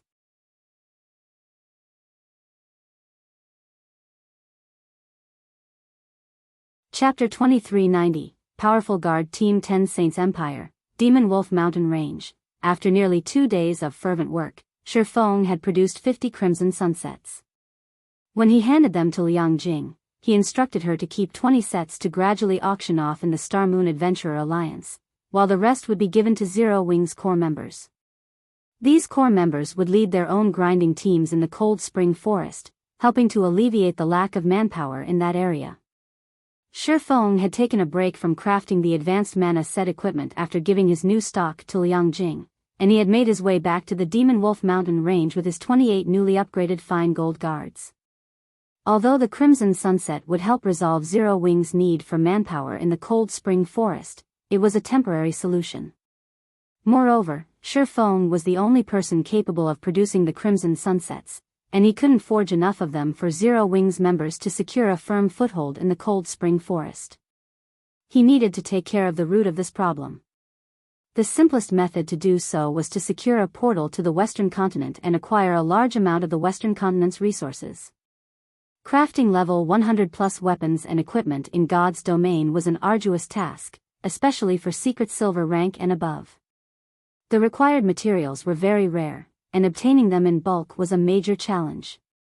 However, through their research, the forgers of Shifeng's previous life had discovered that they could replace some of the rare materials the Eastern Continent's forgers needed to craft level 100+ secret silver and better weapons and equipment with some of the Western Continent's specialty materials. Likewise, some of the Eastern Continent's specialty materials could replace some of the materials the Western Continent's forgers needed. Not only had this discovery allowed the superpowers that could travel between the continents to earn tons of resources and coins, but they had also been able to acquire level 100+ weapons and equipment far sooner than their competitors. Since the various superpowers that had access to intercontinental travel had yet to realize this and were simply using their advantage to earn resources and coins, Shifeng had to strike while the iron was hot. If he waited until these superpowers learned this secret, it had become far more challenging to purchase the Western Continent's specialty materials in bulk. These specialty materials were essential to crafting level 100+ weapons and equipment at secret silver rank and higher, and if this secret got out, the various powers would try to collect and hoard the materials, rather than sell them. If Shi Feng waited too long, he'd only be able to purchase materials from independent players and adventurer teams, which would limit his collection rate. After piloting the Crimson Dragon flying ship through the Demon Wolf Mountain Range's outer region for about 15 minutes, Shi Feng finally located Kola and his team, who were engaged in a battle against several hundred battle wolves. After the past 2 days of grinding in the mountain range, Kola and the others had risen to level 101. If the various Tier 2 experts heard that this team could gain a full level every 2 days, they'd be incredibly jealous. However, Kola and his team weren't having an easy time against these battle wolves, especially as they fought the Alphas, the two-headed battle wolves. Two-headed battle wolf, demonic creature, Great Lord, level 108 HP 270,000/270,000,000. Although the two-headed battle wolves had average HP for monsters of their rank and level, these monsters possessed the dark battle wolf's bloodline. Their defense and agility were just as high as actual bloodline creatures, and their combat standards were on par with the Trial Tower's 5th floor. If a Tier 2 peak expert tried to take on a two-headed battle wolf, they wouldn't last more than a few exchanges.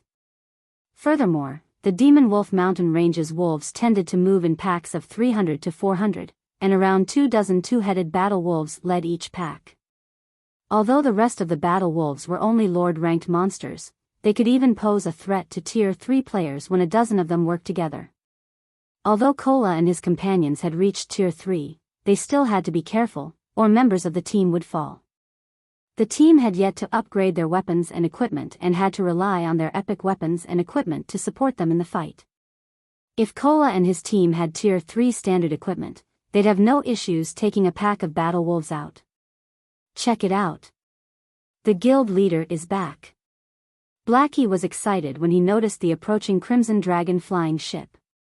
With only 24 players, their team had faced plenty of trouble while fighting these battle wolves over the past 2 days. Not even the magical class players' powerful AoE attacks could alleviate the pressure. These battle wolves were too smart. Once they sensed a player casting an AoE spell, they split up, preventing the spell from hitting too many of them. But if Shi Feng joined the battle wolves would be much easier to defeat. As the team members looked up at the flying ship, they saw over 24 figures jump from the ship's deck. Every one of those figures' frightening auras made Kola and his companions' hearts skip a beat. NPCs? How are these NPCs so strong? The team was shocked and confused as they stared at the Tier 3 NPCs that had disembarked. The idea of challenging ordinary Tier 3 NPCs no longer fazed them now that they were Tier 3, as well. They had superior combat standards, after all. However, even Yan Tianqing shuddered when he saw the 28 Tier 3 NPCs that had jumped from the Crimson Dragon flying ship. His instincts even warned him to flee. Before Kola and his companions could react, the personal guards charged at the surrounding battle wolves. Taking the lead, the dozen or so melee NPCs dispersed the crowding wolves with their charge instantly. They even sent the Great Lord-ranked two-headed battle wolves flying. The magical class NPCs then followed with a round of spells, each dealing over -1 million damage. The Lord-ranked battle wolves lost 1/3 of their HPs in that single bombardment, while the Great Lords had lost 1/10 of their HPs. The ferocity of the Fine Gold Guard's attacks easily outshone Iluafei's, a Tier 3 magical class player. After about 3 minutes, the 300+ Lord-ranked battle wolves and 20+ Great Lord-ranked two-headed battle wolves had been slain, leaving only a bunch of items behind. Kola and the others were dumbfounded. Normally, they needed over an hour to defeat a battle wolf pack, yet these 28 NPCs had done so in 3 minutes. The difference between their combat power was massive. From his position on the Crimson Dragon flying ship, Shi Feng leveled from 104 to 105 after the battle ended, crossing the first minor threshold after level 100. Where did you find so many powerful NPCs, guild leader? Kola asked once Shi Feng had descended from the flying ship. Yan Tianqing and the others were just as curious, waiting for Shi Feng's reply. An ordinary Tier 3 NPC could serve as a small city's magistrate in God's domain, yet Shifeng had managed to employ so many of them, and every one of them was extraordinarily strong. Read latest chapters at Wuxia World. From what Kola and the others could tell, 5 or 6 of these NPCs would be more than enough to annihilate their team of 24. If they had these 28 NPCs help, they could explore the Demon Wolf Mountain range without issue. How could I possibly afford the help of Tier 3 NPCs?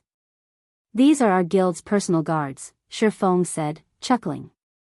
Personal guards? The explanation stunned Yan Tianqing. How is that possible? Not even Tier 3 personal guards can be this powerful. Yan Tianqing had encountered the guild's Tier 3 personal guards before, and he had been confident of putting up a fight against the guild's Tier 3 secret silver guards. If he faced any of the personal guards standing behind Shifeng, however, he'd be able to do nothing but flee. Of course, these aren't ordinary Tier 3 personal guards. They are all fine gold guards, Shifeng continued with a grin. You're tuning into the Biyao's Wuxia Chronicles YouTube channel. Don't forget to subscribe and join us on this journey to catch the most captivating stories.